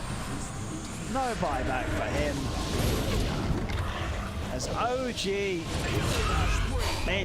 it's over for them in this game. Secret just 21k lead. Japsaw and D dropping the see you later, nerds. And you can tell Slack's probably at home saying, blaming the Wind Ranger pick entirely. But Secret just with a firm and strong game plan coming together. And we have tier 3 down. The bear taking the racks as well. Mid1 gives the bear a big old punch, but the bear turns. It got denied. Nisha denied it. Can't even give them the 300 gold. Actual bullying. He's got that radiance delivered out to him. He's also got a Ghost Scepter Nisha. He cannot die. Shackles are connected, but there's nothing to follow them up. Thompson will be saved briefly by mid1, but still dies the Midnight Pulse. Mid1 dead yet. Oh, he's going to live this time. A twist to the story. Mid1 doesn't die this time round. But the 30 minutes, double outposts, easy money. Secret don't even have to back up. They can continue looking for more prey as Zai has Invis Rune, has Lasso. It's going to be Sumail. Out he goes. Doesn't the BKB in the battle charge? He gets the charge to pop it, but the push. Oh, Mid1. Find a little bit of time. That gives him touch. Put the BKB, put the battle charge. Sumail will live a little bit and is actually able to bring down Puppy. Overwatch out. And yeah, there he goes. Sumail. He's getting the kills. That's the second one. It's a double kill for Sumail. But now he's got to run. That's the battle trance down and the BKB. Thompson and Mid1 dead. Shackle from Saxa does lack Zai onto the tree, onto the creep. Zai's and the force out of the base, but there's the Reaper's side. Down onto Saxa. Sumail is going to get beaten and eaten by the bear. They'll force him to the side, but Matu will chase on forward. Zion as well with the clumsy net has the control. Sumail's dead. Buyback from him on the troll. A Secret. They're just going after the kills now. It's a 28k lead. Nisha. Full abyssal on Matu. Nisha, he just clicks the Ghost Shard button and then there's no magic damage like we were saying. Now he's got a Ghost Scepter too. They got the Will-O-Wisp on him. Shackle as well. Nisha, he's got to be worth about $1 million quid if they can kill him. But they can't. They're not killing him. They're not. Wait. Well, maybe they are. Maybe. And they kill him. Ghost Shard again. Ghost Shard back up again. Nisha's running. If they can kill this man. They can't kill him. Oh, they can't kill him. Oh, there's the Black Hole. Puppy just finds Sumail on the back. Sumail brought back for this. That's a Black Hole dead troll. Jump forward onto Mid1. As it might be time for bedtime. I think it's bedtime. I think it's bedtime. It's bedtime. GG is called. Secret will win game 3 very, very easily. This series is theirs. They'll take it 2-1. We had some excellent moments along the line. This last game was just an excellent moment for Secret. Not much here at all to be said for OG. They struggled. Their draft just didn't hit it off. They couldn't get the momentum going. Sumail had the farm, but no one else on OG was able to do anything in this match.